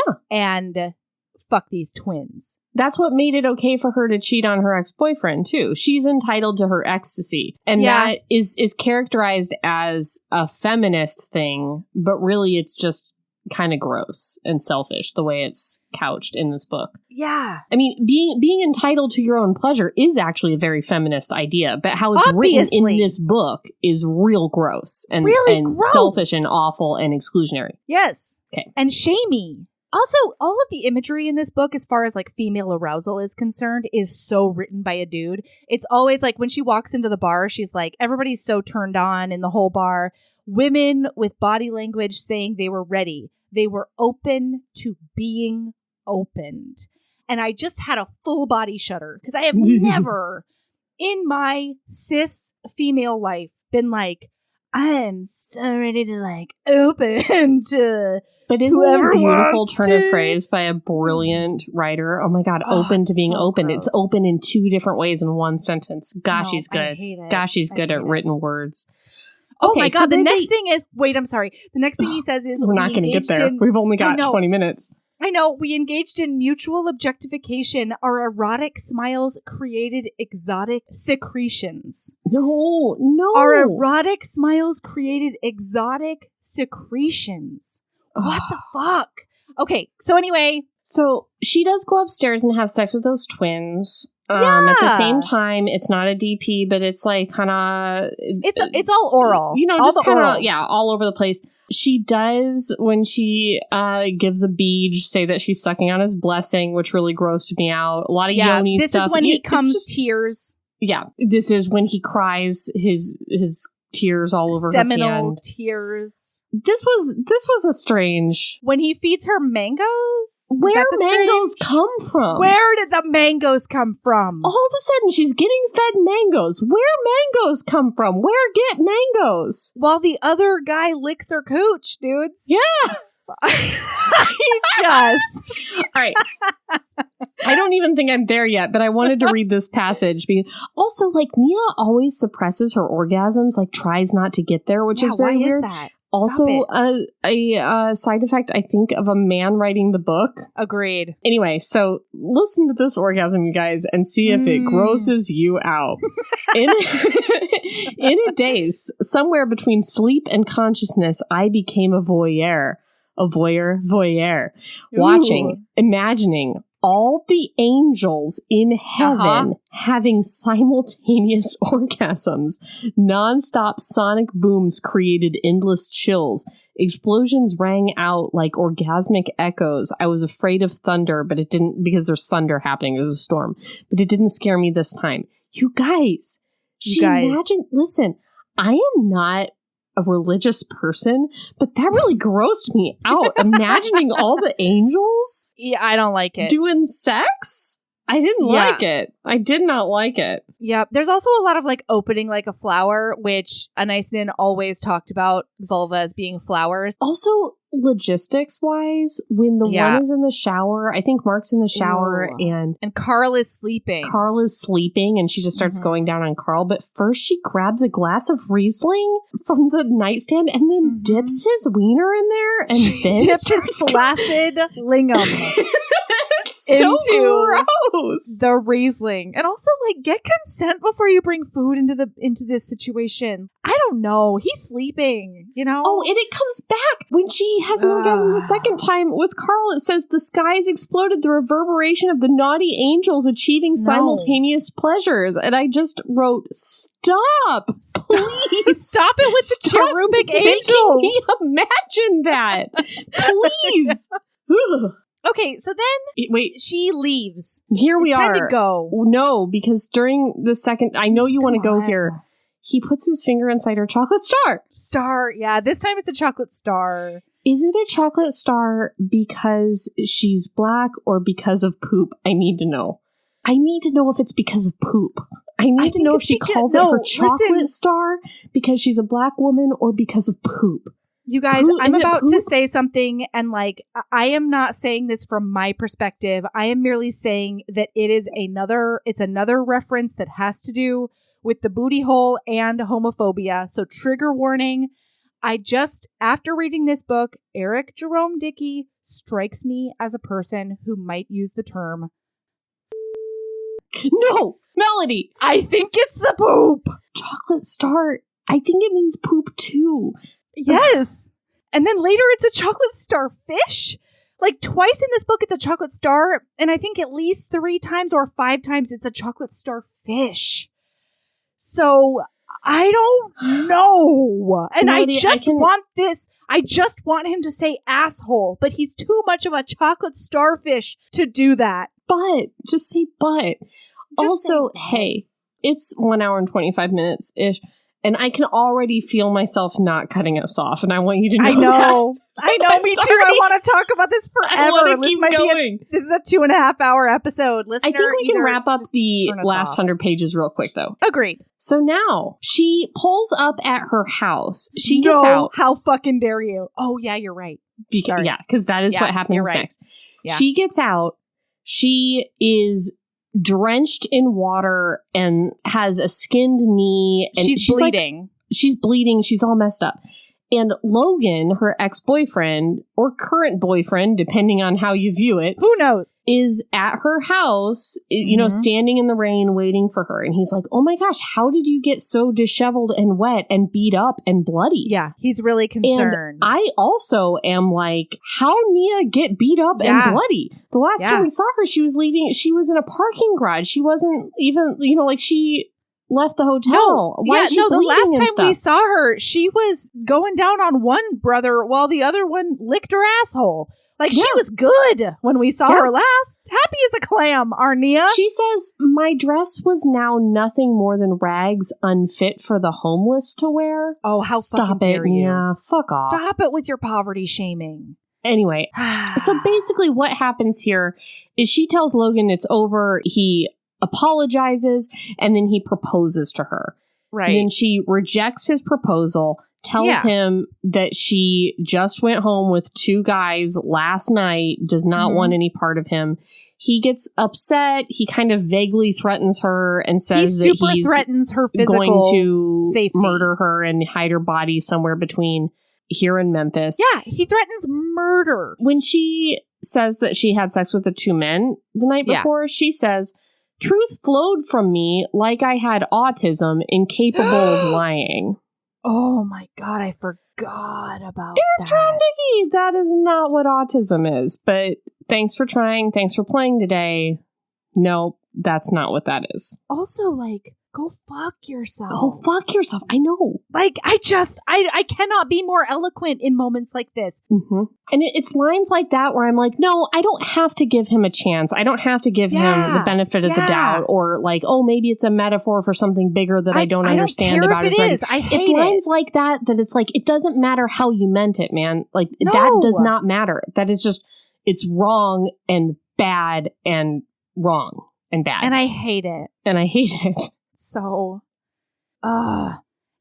she says, this isn't about you, Logan. I sought pleasure. None of this has anything to do with you. This is who I am right now. This is who I am. And it's like, it did kind of have something to do with him, though, when you cheated on him. But that's fine. I mean, sure. So then he threatens her. She calls the cops. She has to run away from him. He, like, comes at her. And then he's banging on the door. He won't stop banging on the door to her apartment building.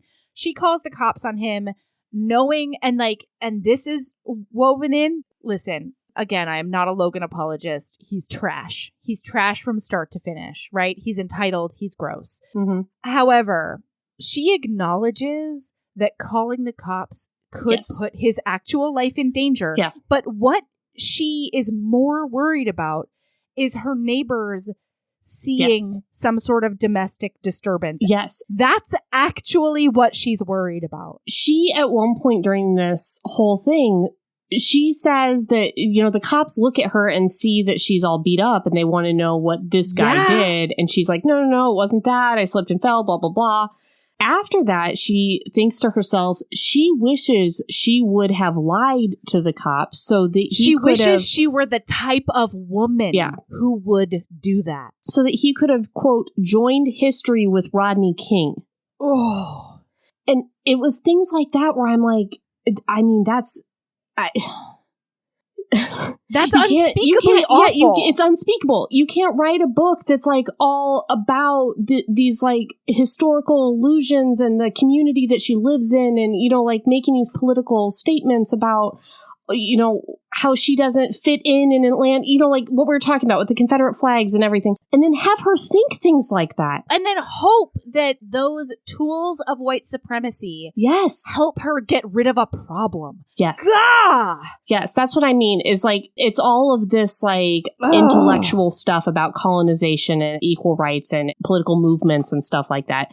But then it doesn't actually apply to the things she thinks and does and says. Right. The way she treats other humans. It's extremely upsetting. And I hated it, you guys. I hated it.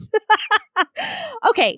So then we find out in a flashback that the reason she's beat the fuck up is because she and Mark left the hotel together. She is from the very beginning been more into Mark than she is Carl. She's more into Mark, the married one, because she's always talking about people want what they can't have.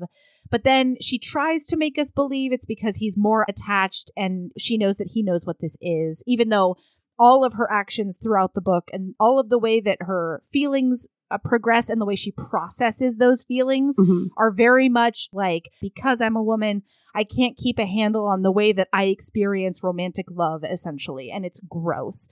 But she mostly prefers Mark because she connects with him on a more intellectual level. Okay, so they leave, they go out to the parking lot, and Mark is like, I've been competing with my brother all night. I want you to myself now. And so then they start making out and they super bang in a rainstorm on top of someone else's car. Use your own car. Bang on the hood of your car. Yeah. Not a bystander's car. They set off that car alarm, too. They set off a car alarm in the pouring rain, and then basically they both come so hard that they fall on the ground. They slip and fall and bam. But I think the other reason, like, it's one thing to have an ancestral relationship on the page, right? I think personally that there are a lot of romance authors who could write twin fucking, and I would be totally into it, good to go. Like, and her Rebecca name is Grace Goodwin? Well, actually, yes. You did read that book. But Rebecca Weatherspoon, Katie Robert, Sierra Simone, there are a bunch of erotica romance authors that I would read this and like love it to pieces. Right. But in this book, it was another feeling of absolute uncertainty and delving into like an unsafe reading experience because these two brothers loathe each other. Right. They compete with each other constantly. They always try to get the upper hand on the other one. They tell her not to come for the other one. It creates a very awkward situation for her. I would think a very awkward situation for her. Yeah. And it's fucking weird. And so, like, it's not even as if these brothers have any sort of camaraderie that could translate into a positive, sensual experience. You know what I mean? So it just felt yuck. I have to talk about this passage that upset me so much I had to put down the book and walk away. And I'm very aware of being a white woman in this situation, but I felt weird being so offended by this and feeling that it was so exploitative as a white person reading the words of a black author. But I felt like there were a lot of times where this author used images of slavery, like phrases like beat somebody like a slave, or like images like Holocaust images. It happens so much in this book. Throughout, extremely violent images for shock value. Like not for any, it's not, I'll read it to you, but I can see where this could be appropriate in some book for a reason. But I think these sorts of things need to be used for reasons and not. Okay, you think that they should achieve something? Yes, it has to be earned, and then it has to pay off, and it has to. There has to be a reason. I think what he's doing is just using these like very shocking images. I don't even know why, and that's the problem. And it was like extremely upsetting. So all right, here it is. He pumped me hard, relentlessly, like he was trying to make Kunta Kinte call himself Toby. I held on to him as he bucked into me over and over. All I could do was hold on and let my wild mandingo fuck me insane. Yeah. It was so viscerally disturbing to me that was just like inserted into this is scene. what I'm saying. And for what reason, and for what tie-in, and for what like I don't know what, I don't know why. I had to put it down and walk away for a while. Like I was so upset by that. Yes, because think about what happened in Roots to make Kunta Kinte accept the name Toby. Do you remember that? Yes, I know. That's what I'm saying. I mean, it's like physical abuse and starvation and like systematic horror. And I think what he's specifically alluding to is the whipping. And it upset me so much, and it felt there was no like larger theme or reason, or at least none that I got to say that in that moment. It meant meant nothing. It made no sense to me. There was slavery is used in images throughout. Of slavery are used so much, and in sexual passages specifically. But not for, and that could be okay, I think, in a certain circumstance where it's like tied into something bigger and it's making a larger point. But it's not. It's not. Yeah. But that's the thing, Erin. I think it is. It's just not the point we look for or celebrate or are used to. I think it is. I think it's tied in to this cautionary tale of women taking charge of what they want sexually. I think there is a larger theme. I think it's Melanie, just fucking that awful. That upsets me so deeply. It upsets me so much that's the point he's trying to make. I was coming from the perspective that this was pointless and he was just using it for like shock value of some kind. I wish it was. Which grossed me out, but you might be right. She talks so much about how she is a slave to her female experience. Mm-hmm. She talks so much about how once you have sex, feelings get involved and you are no longer in charge of your own faculties.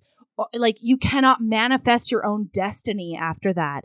When men penetrate women, like, I think there is a theme. I think we just hate it. And it is damaging. Like, that's, again, I don't want to yuck anyone's yum because I understand that there are things I cannot understand and, shit that will never get me off, that get other people off, and that's great.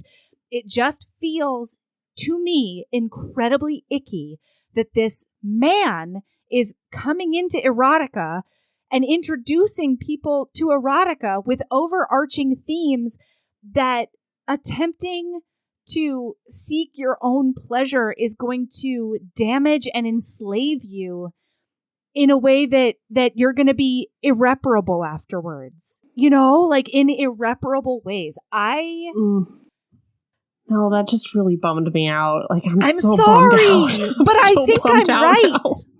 Not that I wasn't already pretty bummed out, but man. I'm sorry, I think I'm right. And email me. I would love to talk to somebody about this from another perspective because I cannot see past my own interpretation. This episode is such a bummer. Do you want to keep going or do you want to cut it short right now? Honestly, I'm having a great time. But my worry is, are we traumatizing listener by keeping listener here? You know what, Erin? Here's the thing. I trust listener. If this is traumatizing, I trust listener to turn it off. Listener, turn off. Turn off if you want traumatized. To. I have to talk about this book. I have to. Okay, I'm sorry. Okay. This book traumatized me and I have to get it out. I have to expel this bullshit from my soul. Yeah, I just really want our show to be a safe space. And like, if that line traumatized me, I can't imagine somebody else who had a different experience than me on this earth. Like, oh God, it's so... Okay, I also want our show to be a safe space. I can't see past my own bullshit. I feel like I am talking about this in as safe a way as I can, given the the text. You know what I mean? Yeah. I'm trying. And so I'm going to put big trigger warnings on the front. Okay. So. Okay. All right. I mean, or we can stop, but I have to talk about chocolate starfishes more. I have to. Okay. All right. Okay. So then, so then next, you guys talk about taking a completely mundane, wonderful, celebratory experience and turning it fucking violent and scary. The next thing that happens is that the next chapter opens up and I think she's being chased in some scary nightmare by a betalioned mythical creature that's like hunting her for her blood.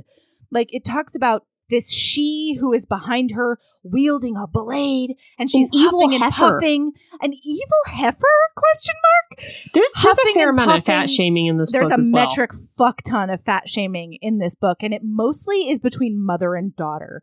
So she like is huffing and puffing up this thing. 6 pages later, I swear to God, it's at least 6 pages later, we find out that she's just exercising with her mom. She and her mom are just running up the side of a mountain. Yep. It's the most fun, beautiful experience. And he turns it into this horror scene. And then the fat shaming begins. There's one thing I have to say about her mom real quick. Yes. And that is that her name is something Bijou. Like, I think Nia's whole name is Nia Simone Bijou, right? Something like that. Mm-hmm. And Bijou is a character in one of Anais Nin's short stories called Elena. Ah. Do you remember in this book how she always talks about, like during this trip actually with her mom, because her mom visits for the weekend, she talks about thinking about asking her mom whether or not she experiences sexual urges that are like overwhelming. Like, because when she's on this walk with her mom, it starts with a really scary scene where her mom is wielding a blade just because she's scared of bears or something. Mm-hmm. And then it turns into like other stuff where she can't get the twins out of her brain. And so throughout this, she's thinking to herself almost as if like, should I ask my mom if this is like a trait that's passed down from mother to daughter, blah, blah, blah, yeah, right? Horniness. So in Elena, the title character, Elena, has a threesome with a lesbian called Layla and then a sex worker called Bijou. And this is how Anais Nin describes Bijou. I'm just going to pull 2 little lines. Bijou, who was the horror of horrors. Neat. The next line is, Bijou, the sex organ walking undisguised. So I think that Eric Jerome Dickey is creating the illusion that Nia is descended from this long line of like ultra horny whore of whores. You know what I mean? Like, I think you're still muted. Yeah. I'm sorry, I'm muted because these dogs are going crazy. I almost got up to see what's going on. I know. They seem to be done. Yeah, so that's my theory, is that her mom's last name is Bijou, because he is implying that that is their heritage. I have something to say here that has nothing to do with us railing against this book, but I do think it is important. Please. Bing, boom, bong, bear safety with Erin. First of all, you're not going to find a lot of bears in Atlanta. Yeah. However, Nia's mom is running up the side of this mountain, carrying some kind of like 8-inch knife. 8-inch knife. And she's like, oh, well, if a bear attacks me, I'm not the only one they're going to find dead, because I guess she's going to stab a bear to death. Yeah. You're not going to stab a bear to death. It's not going to happen. But if you're running up a mountain, don't run anywhere with an unsheathed knife. Yeah, you're more apt to trip and fall and stab yourself. Real bad. Yeah, the way you're going to die is a self-inflicted stab wound because you tripped over a rock and you stabbed yourself. Don't do that. That's not bear safety. Don't run around with a knife. Okay. Yeah. Okay, so while on this run, right after she talks about this bear, it says, as we walked around the narrow trail, once again, my imagination took over. And for a moment, I saw Carl and Mark. They had me against a tree, both touching my body, both kissing my flesh, pleasing me. I was sandwiched between them, one deep inside my yoni, and the other sodomizing me. I saw pain and pleasure on my face. Like, so this is just one of the other times where the imagery that is created is one of amorality and criminality, because the only time the word sodomy is used is when talking about like sodomy laws and how homosexuality was illegal for a long time. And not only homosexuality, but just like anything that wasn't penis in vagina sex. Right. But it's used most to vilify the gay community in many different ways. Okay, so that's just one of the ways that this is gross in this scene. Right. That's an image that creates the idea that Nia is a lawbreaker or she's bad. Then the next thing that happens is we hiked for half a mile before we stopped to catch our breath. I went to an ancient tree, gave my attention to a huge black caterpillar trekking across moss. The caterpillar looked like a moving penis. I wondered what it would be like to feel Carl inside of me, to feel him him moving across my fleshy fold, opening me at an unhurried pace, moving like that caterpillar, easing deeper and deeper, a little at a time. Yeah, sweet torture. So you're on a hike with your mom. You're on a hike with your mom. Just hike. But also, why do we have to bring bugs into this? Yeah, why is it so hairy? Why is it a hairy caterpillar? Why caterpillar? Why? Yeah. All right. Also, Eric Jerome Dickey is somebody who has written stuff for Hollywood. Yeah. Like, he has written things for, like, X-Men and stuff. Yeah. He's written graphic novels. Yes. And he's screenwritten things, I believe, as well. Is this how Hollywood works? Your daughter mentions to you that she wants to write a science fiction book where there are too many women on Earth and not enough men because of aliens. And then you say to her, what if there were too many men and not enough women and they competed like gladiators for the women? For the yoni. And she's like, and then they talk about old yoni and young yoni. Yes, there's some like weird age shaming there. Yeah, anyway, and she's like, what if you wrote that book? And Nia's like, yeah, that's a great idea for a book. And then Nia never works on this book the entire time we're reading. Like, there's never a time where she's like, and then I sat down and did write the science fiction book I've been talking about. But then mom goes to Will Smith, Angela Bassett, who else? Denzel, of course, Don Cheadle, and for some reason, Leo DiCaprio. Yeah. What? And it's like, I told them about the book, and how you're writing it, and how, and you know what? Also, earlier in this book, she talks about how she would do it for Hollywood, but she couldn't cast any black actresses in it. Remember that? She was like, no, this has to be Charlize Theron or somebody else. But then she reaches out to Angela Bassett about it. But anyway, then she reaches out to actors, and then actors are like, ooh, yeah, it sounds like a great novel. That's not a thing. That's not how it works. That's not how any of this works. Anyway, that's not even written. It's not even a screenplay. Anyway. All right. Oh, yeah. Okay. Her mother is a bazillionaire, right? Like, she's like Forbes 100 or whatever. They take this opportunity, this breakfast after the hike, for the mom to be like, I think it's time that we open a business back in Trinidad.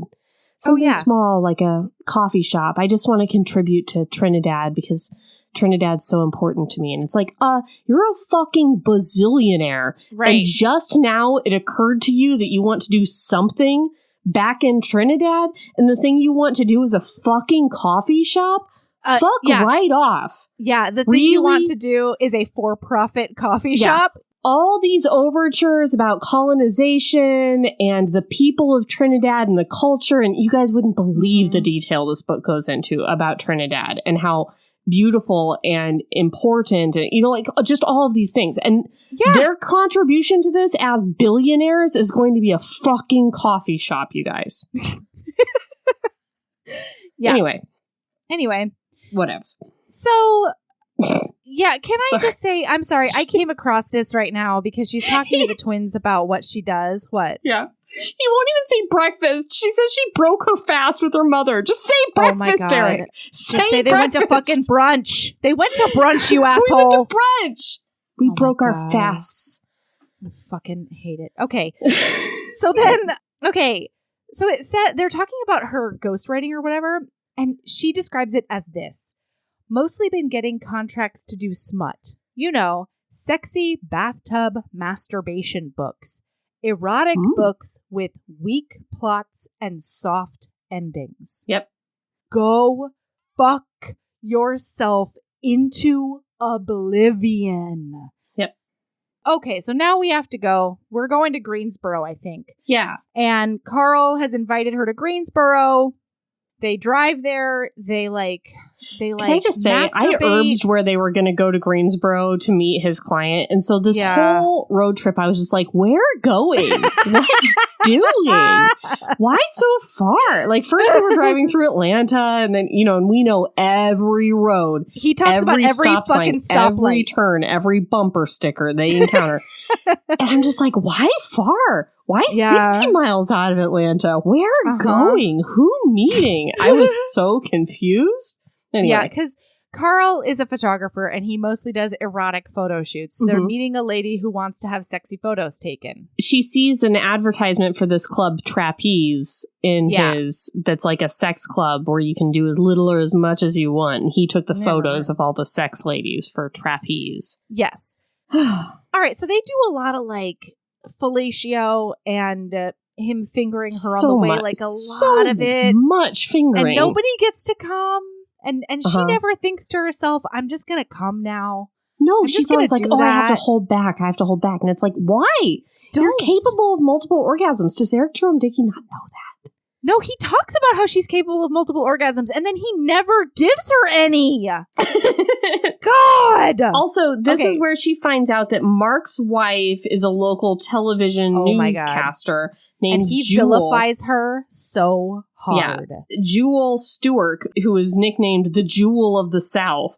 Can you imagine a situation where a local Atlanta newscaster is nicknamed the Jewel of the South? Absolutely I would boycott that station. But Carl clearly hates her. He calls her Little Miss Pussy Controller. Oh, wow. And she, like, the way, oh my God, we have to talk about that climactic scene later on because it is a fucking mess. Yeah, in about an hour we'll get there. Yeah. The way that she vilifies this wife is just insane. She sees a picture. She says, I stared in the eyes of the woman who had Mark in a horrible marriage. And it's like, well, Mark's currently sleeping with you. You have no idea who's the villain in this marriage. Yeah. You have no idea if she has a horrible marriage. He told her that they don't have sex very much. But that does not mean somebody has a horrible marriage. But it also doesn't mean that that's true. Or her fault. Like it may be that she wants to have sex with Mark every night, but he's stepping out with random ladies he's meeting at the W. Sure. And that's why he's only having sex with his wife 4 times a year. Okay. All right. So, okay. And this is also like his cock is always referred to as a blessing on this fucking road trip. Hey, Erin, when you have ever been in a sexy situation, have your breasts ever felt heavy and filled with desire? No. I'm going to say not a single time. I'm going to say never. They have never felt. It almost makes me think of Mean Girls when she's like, my boobs can tell if it's raining. She grabs her boobs and she's like, filled with desire. Okay. Someone who is breastfeeding recently told me that when their boobs filled up with milk. No, this is my other friend. I know that it is because I know who was with us. I'm just saying, like I have also told you this. That her boobs had to pee? You didn't tell me that. That was my other friend. I have told you about like the deluge feeling. Sure, but like specifically, I've never have to pee. It's like a whole different imagery for me that like freaked me out to my core, and I never want to have anything to do with, oh no, my boobs have to pee. Sorry, that's a small tangent in a 4-hour podcast. Moving on. Okay, you want to hear everything I hate in this book in one passage? Sure. Oh, I'm sorry. We can't do this yet. We have to talk about how when they stop first. I'm sorry. We got to go to Rug Shop first? Yeah, we got to go to the Rug Warehouse first. Rug Warehouse was, besides Kunta Kinte, the worst part. It was so triggering for me of this book. Wow. I had already put it down and walked away one time because I just couldn't stomach it. And I think that I probably couldn't stomach it for like a different reason than you. But let's find out. Let's bring it. Bring it. So he takes her into this rug store thing, and they go upstairs to this like disused, never cleaned bathroom. Yes. And then like they're up against a wall at first, I think. And then she like puts his penis on her opening. But also his penis is girthier than his brother. Mark's penis is long and his is girthy. And it's like they are identical twins. They're identical though. What did happen to make one penis more girthy? What did happen? It weirds me out. I don't know. Yep.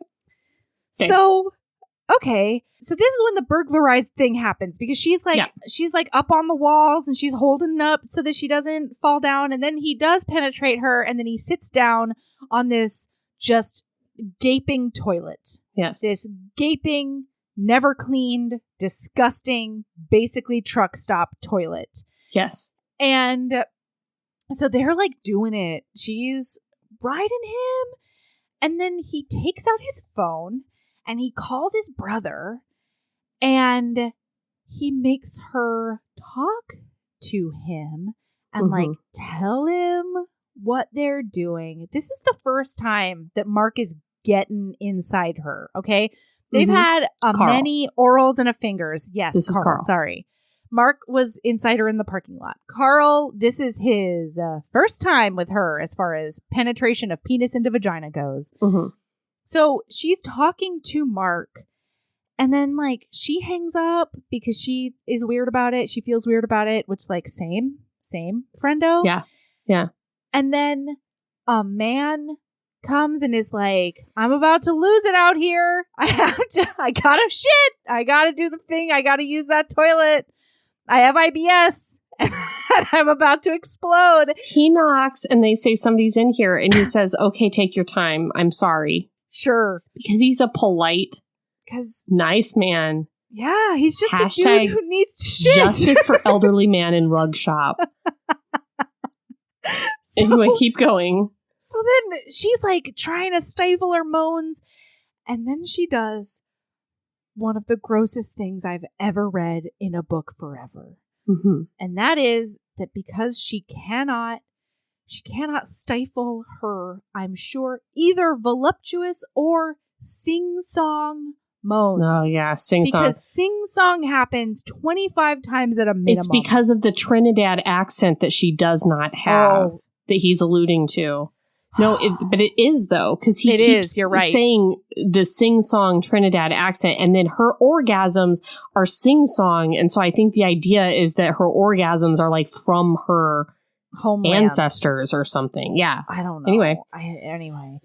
What else? In order to cover the moan sounds, she flushes that public, gaping, no lid on it toilet. Yes. Over and over. It says over and over and she over. Does, yep. She does do over that. She again. does do that. And all of the bacteria and the fecal particles that have lived in that toilet for the past 15 years just bathe her yoni and his lingam, and her fucking mucous membrane just gets covered in historical shit from this toilet. Yes. And then nobody comes because the dude knocks again and he's like, I'm about to have a problem out here. Yes. And so she jumps off of him. Carl, he keeps trying to pull her down. He's pulling her down on his penis, and she like rights her clothing and escapes. She goes past this poor bystander and from the men's room, and then she goes past this other person who's with him. Maybe like his wife or something. It's like an older lady. I don't remember. And then like she goes down the stairs, and this is when it says, so after this flushing of a toilet bullshit, it says, I moved ahead of Carl, motivated by the mean look in his eyes. He hurried after me, the darkness in his beautiful eyes saying if he caught me, he would fuck me on the dingy tile floors in the lobby of the rug warehouse.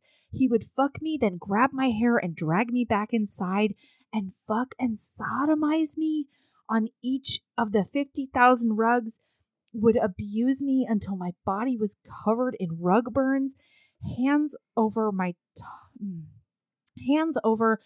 top to stop my breasts from bouncing. I ran hard, laughing.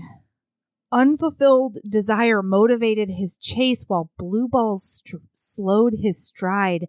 He could have caught me if he wanted to, could have caught me the way a parent caught a child.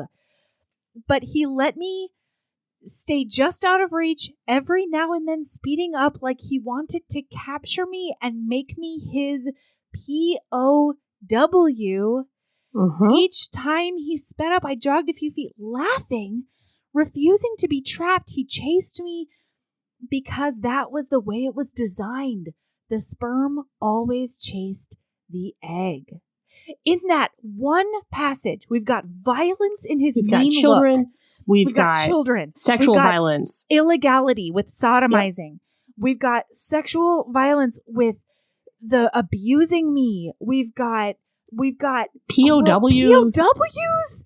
Come on. And then we've got gender essentialism with the sperm always chases the egg. I mean, blue balls as well. Like, and then also blue balls just feels crass and why. As if a man with blue balls can't control himself and will commit some sort of sexual violence in order to achieve release. That one passage, Erin, it has everything. Well, Melody, have a new hard limit to add. If you recall, I have articulated 4 hard limits throughout the life of the show. Yes. One is masquerade masks during sex. One is having sex against a window in a skyscraper from behind so that you are facing out to your imminent doom. One is food in the sheets. Yeah, definitely. Definitely, I've heard that. I'm now not remembering the 4th, but there is a 4th one as well. I don't remember what it is in this moment. But the 5th is now sex that inconveniences the elderly. There was so much going on in this scene with the toilet flushing and the disgusting bathroom and her trying to get away and him like forcing her. We kind of brushed over this, but she is actively trying to get off of him and he is actively forcing her down on him. In a very not super consensual way. I revoked consent. The phone call with the brother. I mean, there's a lot of hard limits to be had here. Yeah. All I could think about was that poor old man outside. That it's like he didn't ask for this. You know, it's just what they did was just mean. He's just holding his sphincter so hard. Whatever horrible shit you want to do to each other. Yeah. But don't bring the elderly into this. Don't do that. Really upset me. I can't remember my other hard limit. But I think this is number 5. Wow. Anyway. Yeah. Okay. Now I feel like there's a lot that happens. Well, wait. No, I have to do another segment. Bing, bong, bong. Bing, bong, bong. She casually mentions in the car, do you know where I can find some paramethoxyamphetamines? Oh. Did you notice that? I forgot about this. I have wiped it from my memory. They're just joking around. He says, like, Logan calls and she's like, this jerk in Memphis, blah, blah, blah. And they're laughing. And she's like, do you know where I could find some paramethoxyamphetamines? Because I'm like really depressed or whatever. Which is like, just don't. Who says that? First of all, just say PMA or PM or whatever. It is. So there's MDMA, which is ecstasy, and then there's PM or PMA, which is paramethoxyamphetamines. Okay. And it's like, it's in the same family, but it's a much more lethal version of MDMA. And often PMA is sold as MDMA. And so people will pop 1 or 2 when they should really take a lot less and accidentally die. It happens very often. Or people who are manufacturing drugs will make them together in one pill, like, ooh, this is MDMA and PMA, like, and the interaction kills people. It's a very dangerous drug. And it's not ecstasy. Not that ecstasy is not a dangerous drug, because it is. But the lethality is much higher. Dangerous. And it's just it's just like a designer. I don't know. The casual mention of just like dangerous drug use was very weird to me. And to like spell out the scientific like name for it instead of just like who in the world would say that instead of either the abbreviation or whatever street name, you know? All I know is that when I go to the raves, I definitely approach people and I say, do you have any of that methyllenedioxymethamphetamine? I know, right? Like, who does that? That's what I say personally. And you do that because you're an intellectual? I'm so smart, Erin! You don't want to debase your language. I would never. They're like, from what I hear, it's better than ecstasy. And it's like, don't do that. Don't put that out to the masses. Yeah, please. Don't do drugs, HBs. So they meet Carl's photography client. She hates her on sight because she's beautiful. Yes. And she feels very, very threatened. And then she's like, why am I having all these feelings of jealousy? As if jealousy isn't a completely universal human emotion. Instead, she says, for a woman, the need for love moved us into the realms of sex, took us where we felt good, where we felt special, where we bared ourselves, and each moan was a moan of trust. Each moan was asking that we not be betrayed. As if that is a purely female experience. Right. And we also skipped over where they like share bad sexual experiences. And he talks about this lady he made come so hard she like shit herself. And like this other lady who was real stinky because she didn't shave her bush enough. They do. Why does he make everything gross? So she hates her. They do the photo shoot.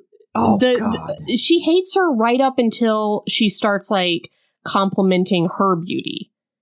Like she hates her, hates Kiki Sunshine. And then Kiki's like, you're really pretty. And she's like, me? Pretty? Maybe she's all right. Yeah, she also doesn't like Kiki until she believes that she is superior to Kiki Sunshine in every way. She talks at length about how Kiki Sunshine is not money smart because she has really nice things in her apartment, but she doesn't own a house. As if external factors like bad credit doesn't exist. As if it has nothing to do, perhaps, with her intellect and maybe a lot more to do with systemic issues. We talk a lot about how Kiki Sunshine likes NASCAR, and so does Carl. Yeah. And I feel like that is another commentary on like dig. Carl is like the tattooed dumb twin, and Kiki Sunshine is not smart, so they appreciate something like NASCAR. Yep. Oh, and then the misogyny that's just woven in while they're in the car at various points in this novel. They talk twice about very specific comedians who are male. One of them is a comedian who's doing a very specific bit about OJ. And then yet the one time this motherfucker mentions a female comedian, it says, on Satellite, another black female comedian was on. At some point, they all started to sound the same. All of their jokes having the same rhythm and subject matter. This one loud and doing a routine about fucking white men. So it's a very, very small, mundane, like you would just read past it situation. But the fact that two other male comedians get names and specific bits, and she talks about how funny they are, and yet this black female comedian is just one of 100 who all sound the same, and they're just loud, and all they do is make dick jokes. I just want to strangle him. Yeah. That's all. Women are funny. Not right now. Not in this particular episode. Not right now. But I would ask you to go back into our other episodes because we are fucking hilarious. Kiki Sunshine. You asshole. Kiki Sunshine takes off her clothes for this photo shoot like too early and then walks around the forest naked a lot. You know where I'm going? Yeah. And They're like, you didn't have to take off your clothes so early. And she's like, I didn't want to get my clothes too dirty. You know why? You know where she got them? Tell me. Dillard's. She got them from Dillard's. Like that fancy vampire Bill Compton. That hot vampire with his pleated dockers and his green golf shirts. Dillard's. That's the real jewel of the South. If we're being honest. Dillard's. So I'm trying to speed us up here a little bit because we've got to go. Please speed us up. So Kiki mentions that she's had sex with women and that she'd like to have sex with what's her face. Nia. They go back to. But she also super no homos as well. She's not a lesbian. But she does like sex with women. She's never gone down. Like, the only lover she's had only ever pleased her or something like that. Which ends up being an absolute lie for no reason other than to, I guess, like, trick Nia into being more comfortable because she's super homophobic.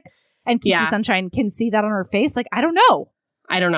So Nia and Carl have some like forest sex that she realizes that Kiki is watching. And then after that, she's like, okay, now I can be good with Kiki because like I'm the one that had sex with Carl. So I'm not like more threatened. She does it to assert dominance. Yes. Because she doesn't want Carl to like think Kiki's hot or whatever. Right. So then they go back to Kiki's house and hang out for a little bit. This is the time where Kiki's like, I'm Brazilian, but I don't really know a lot about Brazil. And my mom didn't really like Brazil, so she never took me back there. And Nia, like, Brazil-splains her home country to her, or her country of familial origin. Well, and also, Nia is always like, well, if she's from there, then, like, that's where I think she's from. Whereas, like, Nia, just because that's your perspective doesn't mean it's the right one. Maybe she identifies more, and Kiki says this. She's like, I identify more with America. My mom didn't want to take me back there because she had some bad shit happen to her. She didn't want to teach me about Brazil. And that is a perfectly fine perspective to have. And Nia. She tries to tell her because she's from this certain place and she lived in this certain kind of community and she didn't have, it was kind of like a poor community and stuff. And I don't remember the name of the community, but like she pronounces it wrong.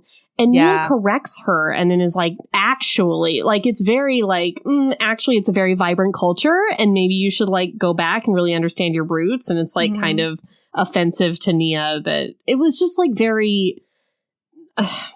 Kiki Sunshine has her own experience and can identify as an American who does not want to go back to Brazil if she wants to. Yeah, leave her alone. Yeah. She can live her own life, man. Like, you do not have to do this. It really upset me. It doesn't make you any fucking better. Like, I'm really glad that you appreciate your heritage so much that you want to open a for-profit coffee shop there. However, Kiki doesn't feel the same way, and that's fine. She gets to have her own perspective and her own story. Yeah. Well, but don't worry, because Nia powers of correction are wide as they are deep, She's Mark and Carl, long and girthy when it comes to pretentious corrections. Long and girthy. So when they leave, Kiki slips a note to her that says she wants to pleasure her sometime. Mm-hmm. So then when Carl and Nia get back to the hotel, Nia says she wants to go on a run, at least 10 miles. You guys, she's so athletic. And she wants to go run in the direction of Kiki's apartment. So she does. She ends up at Kiki's apartment. They do lady sex, and it's very shameful for Nia. Wait, can I read a section of it? Yes. Because it made me so mad. Okay, so they're full on doing it, okay? They're having full on sex.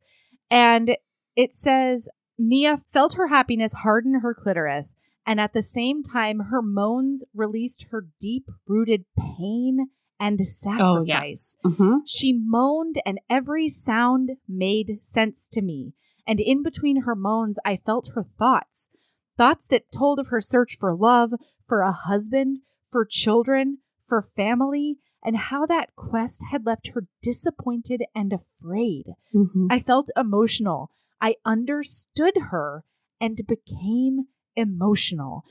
Like, is there an erotica Bechdel test? Does he have to bring a man into every sexual experience.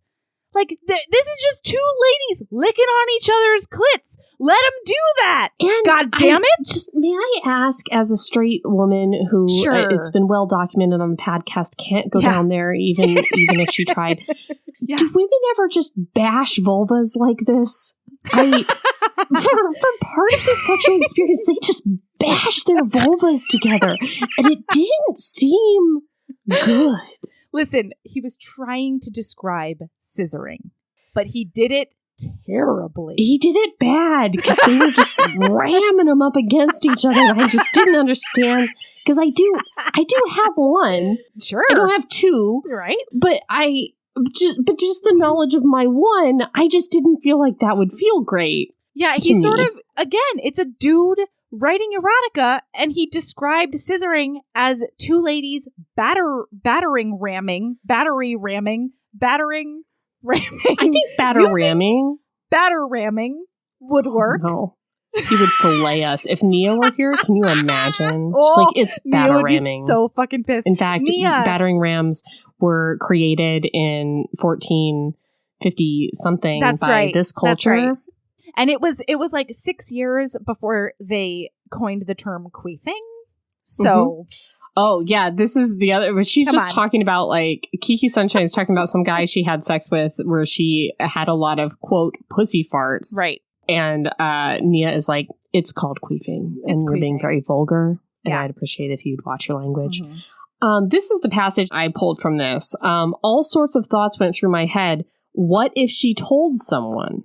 This is not a thought that went in her head when she was having sex with identical twins. Yeah. What if she told someone? Yeah. Women were territorial and vindictive and possessive.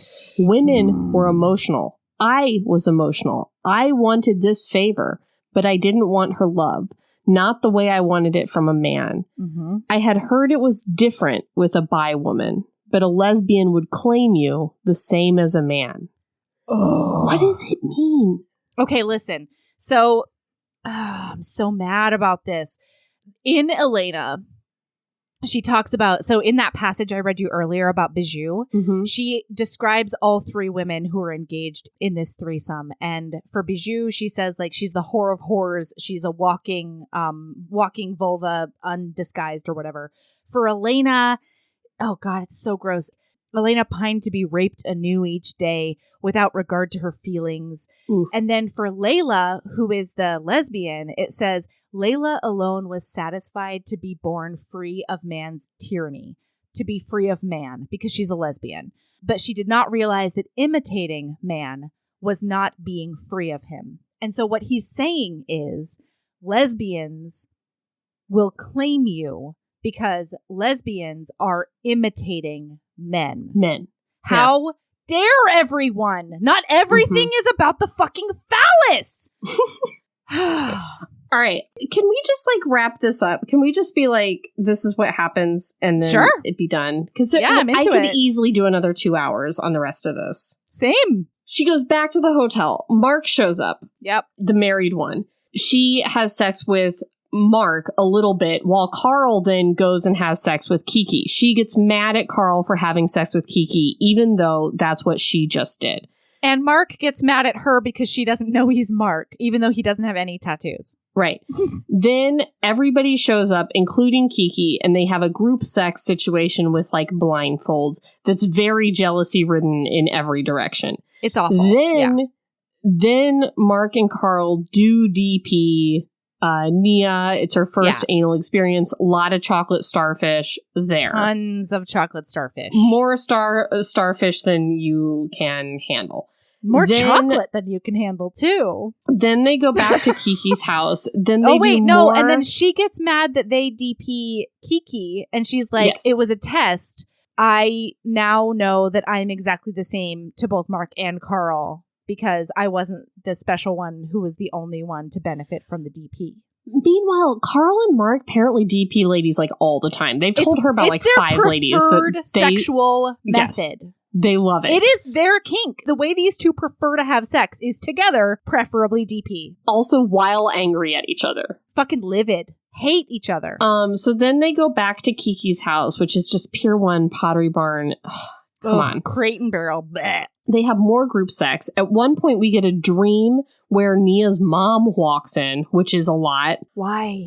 We also get this nightmare with Logan where he's like masturbating and then like his cum is like filling up a room and it's like getting on her shoes. And then all of the sperms are yelling at her. It's a lot. So then she drives home. She agrees to have lunch with ex-boyfriend Logan for no reason. She goads him into calling her a whore. Actually, and then it's like the worst thing that's ever happened to her. It's really scary, though, because right before that, Kiki Sunshine talks to her about this ex-Logan, and she's like, he might just need to get one more fuck in. A lot of men won't give up unless you give them that one last time. And it says that, and then it says, I agreed to have lunch with Logan. And I was like, oh my God, do we have to watch to read about this? And so my lizard brain was on fire the whole time. Yes.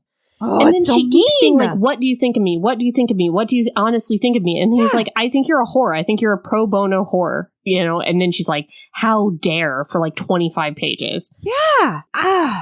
Because that's the worst thing you can call somebody. Yeah. That's the worst thing a woman can be. Oh. Okay, so then she has sex in a bathtub with Carl. My only note here was that Carl does have a bathtub that can fit two Rhysand. Carl managed it. Rhysand.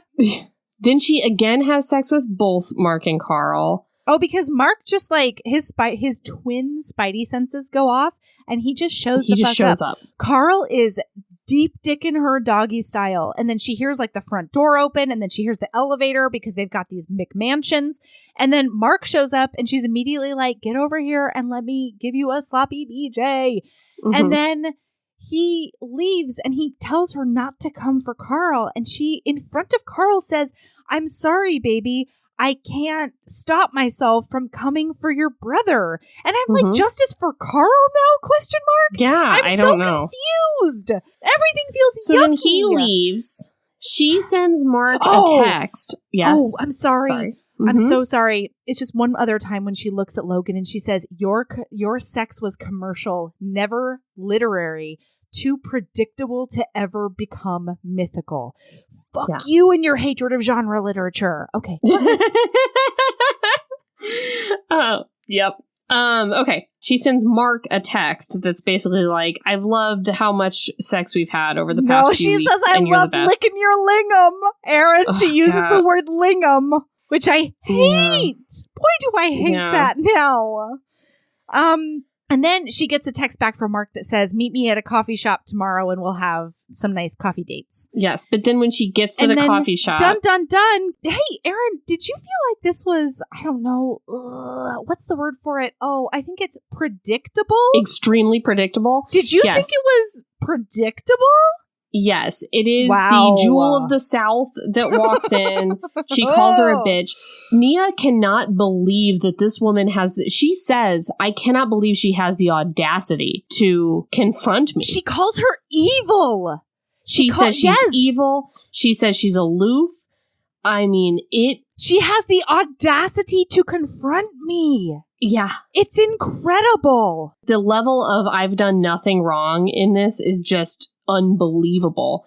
And then the jewel of the South spits in her face. Does spit in her face. And she is over the top mad about this. Yeah, she's like crying. I'm like, there's in my humble opinion, right? It's wrong to sleep with a married person, right? But it's more wrong to be the married person because it's your responsibility to take care of your relationship. Sure. But at the same time, hi everyone. If I sleep with a married person, I feel like I can't throw stones if they get pissed off and spit in my face. You can't be mad at her for coming at you.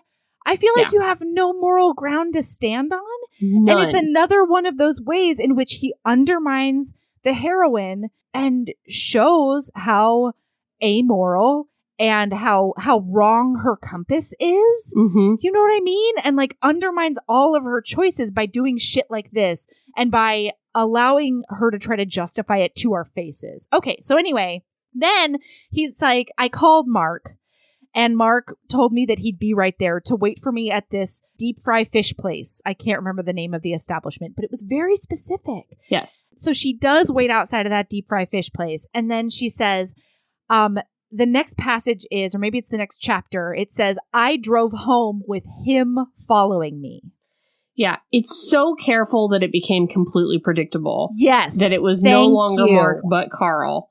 I kept so going back to be like, which one is it? Which one is it? Surely it's Mark, but because they have not said Mark in 25 pages, I am sure it's Carl. And because he was so careful to try to set up, because the whole time he's been like, Nia like Mark so much more than she like Carl. Right. Mark have intellectual sex with her. They have like a naked book club in which they read Lady Chatterley's Lover, just like in one of the Anais Nin things. Like, he slowly fucks her to orgasm, and it's like a soulful experience. And so he's so careful, A, not to say Carl's name, but B, to give us a scene of sex that is Mark-like and not Carl-like, that I was like, go fuck yourself. There's tattoos all over this motherfucker. Yeah. Anyway. Yeah. So they're doing it. And they're waiting for the brother to arrive. They're both like super stoked to get that brother penis up in there. And that's fine. And that's fine. Whatever you want. So she opens her garage door when he texts her that he's there. Super naked, yeah.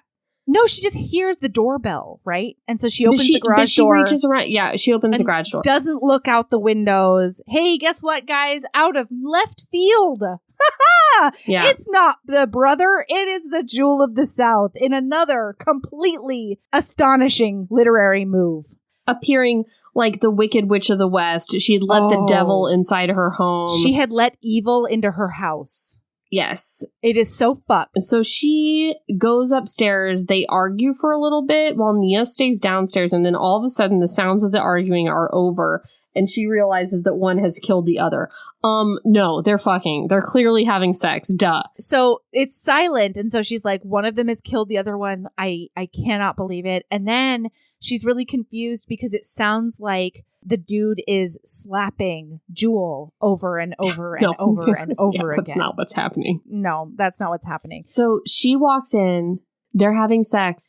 Yeah, he's got her bent over. The response to this is to yell, "You bitch! You spat in my face, you bitch!" While her boyfriend has the wife bent over her own bed in her own house. It's so crazy that her reaction is like, "You spit in my face," and then she gets on the bed, naked as the day she was fucking born. Sorry to bring more child imagery into this, but that's what he did first. Also, he's saying while he has sex with her, "I never loved you. I don't love you." And this lady is sobbing. Yes. It's a lot, guys. And so then she like gets on her back and attempts to suffocate Jewel with her thighs, but then that turns into Jewel going the fuck down on her. Mm-hmm. And then it's this weird, like, 4-page back and forth where one of them will try to pull away. Nia will start pulling away, and Jewel will, like, be like, "No, give me that clit. I have to lick it." And then Jewel will be, like, pushing her away because she actually can't breathe. And Nia will be like, "No, you lick this clit until it kills you." And it keeps going back and forth like this until she's Nia trying to suffocate her. But is she, or is she trying to also come? Like, she's trying to murder and come. Yes. I want to read this other extremely offensive passage. Please. I'm sorry. No. I mean, from that's what we're here for. When she came up the stairs. She had invaded my home, marched into my bedroom like she was with the Gestapo. No, she fucking didn't. No. Had thrown her rage and arrogance and insults from wall to wall and was getting punished for her unforgivable actions. What has she done? What the fuck did she do? I mean, she spit in her face. But what? That's not unforgivable. Not trying to escape the insanity, but behaving like she wanted this. Complaining and cursing and crying, but not fighting. Not the way I would battle if I were being taken against my will. I don't even know what that meant. She's just going up her stairs. I think she's saying that Jewel seems like she's having a bad time, and listen, and that the dude is attempting to punish her, but that it's not working because Jewel is actually into it. Okay, but I don't even think we're there yet. That may be... I think she's just marching into her home screaming things at that point. Oh. She's not even having sex yet. And I have no fucking clue. As usual. But here's the point. You don't get to throw Gestapo around. No. Okay? No, you don't. You don't. You can't. I don't know. I won't allow it. No. And I don't know. I know. So then, guys, the big reveal happens. Bum-ba-da-bum. It's so literary. It had done been Carl. Oh my gosh, the guy has tattoos. And so what she says that she didn't see while it was downstairs, it was silent because Jewel had been yelling, and then she pushed him and he fell down onto his back. And so she just got on top of him and started like blowing him against his will. And she says like, I promised myself I'd never suck your dick again. And then she like does it. She like forces it on him. Then he like pushes her down on the bed and starts fucking her from behind, like to punish her, ? Also because he's into it, ? And then the whole scene that we described already happens. Mm-hmm. But it's Carl, it's not her husband. And she tries to scratch off his tattoo of Kenya, the girl that he used to love. Yeah, there's been this whole thing, you guys. This whole thing ends. It does end. Carl leaves. Yeah. I do want to say that one of the ways this ends is this. I had to get up. I had to kick this evilness out of my bed, grab her by her hair, and drag her down the carpeted stairs, open the front door, and drag her down the concrete stairs and throw her out on the streets. It was my right to beat her like a slave. Oh, God. I was going to beat her until I became the lead story on the news. I would beat her so bad that Atlanta would forget about Michael Vick. Yikes! Why? So she sticks around because there's like a tornado and they have to get in a bathtub together. Yeah. But here's the thing. She tells her this whole sordid history about like fucking both twins and it just being jealousy and bad. But not at the same time because she was too puritanical in her words to do that. And she it's like blows her mind that she never thought she could maybe have both twins or something like that, which like she couldn't in the first place. Like that's not even a thing. Like Mark loves you, Carl doesn't. Sorry. But basically the whole story boiled down is she wanted Carl first, but then she like ended up on a date with Mark and then decided to start seeing Mark. Then they all took a trip down to Jamaica, and Carl was off again with his on-again, off-again girlfriend, Kenya. He has tattoos of her face and her name on his body, like throughout the novel. And basically, she ends up making out with Carl in front of Mark. And Mark is like, so you want to fuck my brother, huh? Maybe you should just fuck him. And then Mark leaves the door open. Yeah, and they all have this kind of sordid thing. And I guess not sordid, but they have this very complicated, throuple thing with a lot of jealousy and a lot of bad. The sordid part to me is the bad feelings. Jealousy and the bad feelings. Is her wanting to actually be with Carl, but being with Mark. And none of them really want to be in a throuple. It's all a lot of bad stuff. Right. And then she basically tells Kenya that they're in this throuple and ruins that relationship. You guys, it doesn't matter except that Nia decides to wash her hands of the whole situation pretty much. Then she goes to Trinidad. Then she does go to that trapeze club. Are we done? She hallucinates Anais Nin and both of her lovers at trapeze, but now we're done. Okay. Yeah. And then it ends on an Anais Nin quote. Listen, so here's the thing. I am not actually a big Anais Nin fan. Like, I haven't read a ton of her stuff, whatever. But the one thing that I think most people can agree on is that if nothing else, if you want to say that the rest of her shit is awful, the one thing that makes Anais Nin badass is that no matter fucking what, she was never ashamed of her sexual exploits, of her sexual decisions. To include having sex with her father. She owned everything she wanted, no matter how taboo it was, no matter how looked down upon by society. She refused to fit into the mold that people wanted her to. And that, if nothing else, is commendable. And what really pisses me the fuck off is that Eric Jerome Dickey, in it, from my perspective, tried to create this homage to Anais Nin with like blatant imagery. And I mean, he evokes her image constantly in this thing. And yet this novel is so filled with shame and questioning, and I'm dirty, and was I born this way? And am I feeling these confusing romantic thoughts because it's my female nature? Like, it says, a woman let a man penetrate her and emotions fought with logic. That was our faulty wiring at work. That was our never-ending struggle with nature. At least it was mine. I could only speak for me. Men said they loved you to get sex. Women had sex hoping love was at the end of the rainbow. Yeah.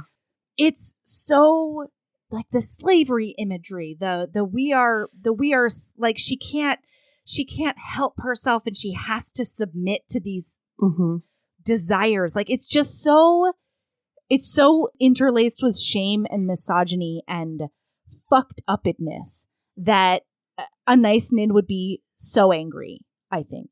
Yeah, and the thing that bothered me the most, I think, was just laying in these very the slavery imagery, the Holocaust imagery, like POWs, like that kind of stuff that I found to be very triggering, I guess, just in the middle of stuff where it didn't belong, and triggering in a way that I don't even really feel entitled to as a white woman. Correct. But it would still really upset me. And it came out of nowhere and it wasn't earned and there was no payoff. And I felt like a lot of that was just used as a tool for either shock value or a way to show, or worse. And I think that combined with the just kind of casual shaming, I honestly feel like casual socioeconomic shaming, poverty shaming, fat shaming, woman on woman, not like other girls shaming was just upsetting. It was rampant. Yeah. And I am not here for it. I'm sorry. Like I'm really, really glad that there are a ton of people that enjoyed this and thought it was hot. And I don't think that they are wrong for feeling that way. I don't think they're wrong. Yeah. I just love what you personally love. It's fine. I just did not, cannot, won't. So that's where that is. Do you have a lady love? Wow, do I have a lady love is a great question that you just asked. I did cut it off at 2 hours and 40 something minutes. Whoa, great job to us. This is going to be our longest episode. Yeah. Lady love. The one I can think of right in this moment is I have to echo your Never Have I Ever. You sort of threw it in as like an also this is really good, but Never Have I Ever on Netflix. Oh, it was so good. Wasn't it delightful? Yeah, and it was so it was so fun and it was so empowering and it was so like, and it was a very sneak up on you emotions. I definitely sobbed, and the love interest was unexpected for me, even though like it should have been completely expected. Oh God. Sad Lonely Boys just make my heart sing. They do. Yeah, and I'm excited for the triangle that I'm hoping for in season 2. Oh yeah. I'm really into it. It was a nice show. It was a good one. Speaking of sad, lonely boys that just make my heart sing. Yeah. And as we've learned throughout the life of this podcast, boys that are trying to do the right thing but just can't do it. Just can't. They try and they can't. They try and they can't. They just want to do the right thing, but they can't.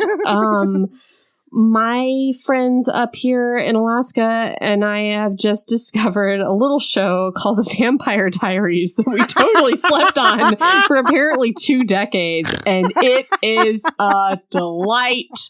It is so good. Here's the thing. So are you talking about Damon? I am.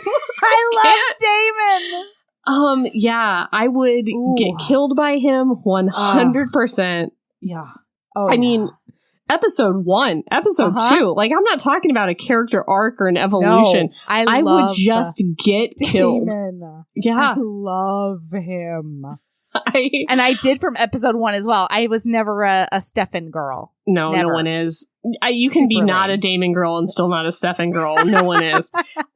But yeah, I slept on this. It came out during a time where I was too cool for school. And I was like, why would I watch high schoolers like dry hump when I can watch True Blood?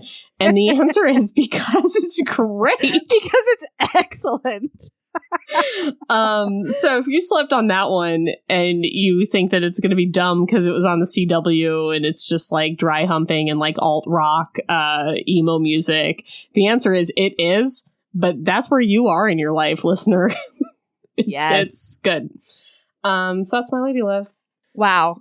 You can find us everywhere. Just Google Heaving Bosoms and you'll find it. It's fine. All right.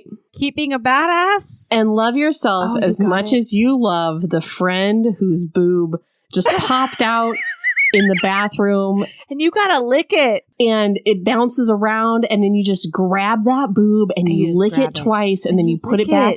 You put it back in that shirt. And that's how you know that you're good friends. That's how you tell everyone. That is your billboard that says, we are good friends. Real good friends. And do not make this a challenge on the Heaving Bosoms True Don't you fucking dare. You are not allowed. I will shut that shit right down. The True Friends Challenge. Slurp, slurp. All right. We done? Bye. We're sorry. Bye. We're sorry. If you made it this long, we're sorry. We love you. I'm sorry. Goodbye. We'll be better next week. Bye. Yeah, we'll be funny again someday. Bye.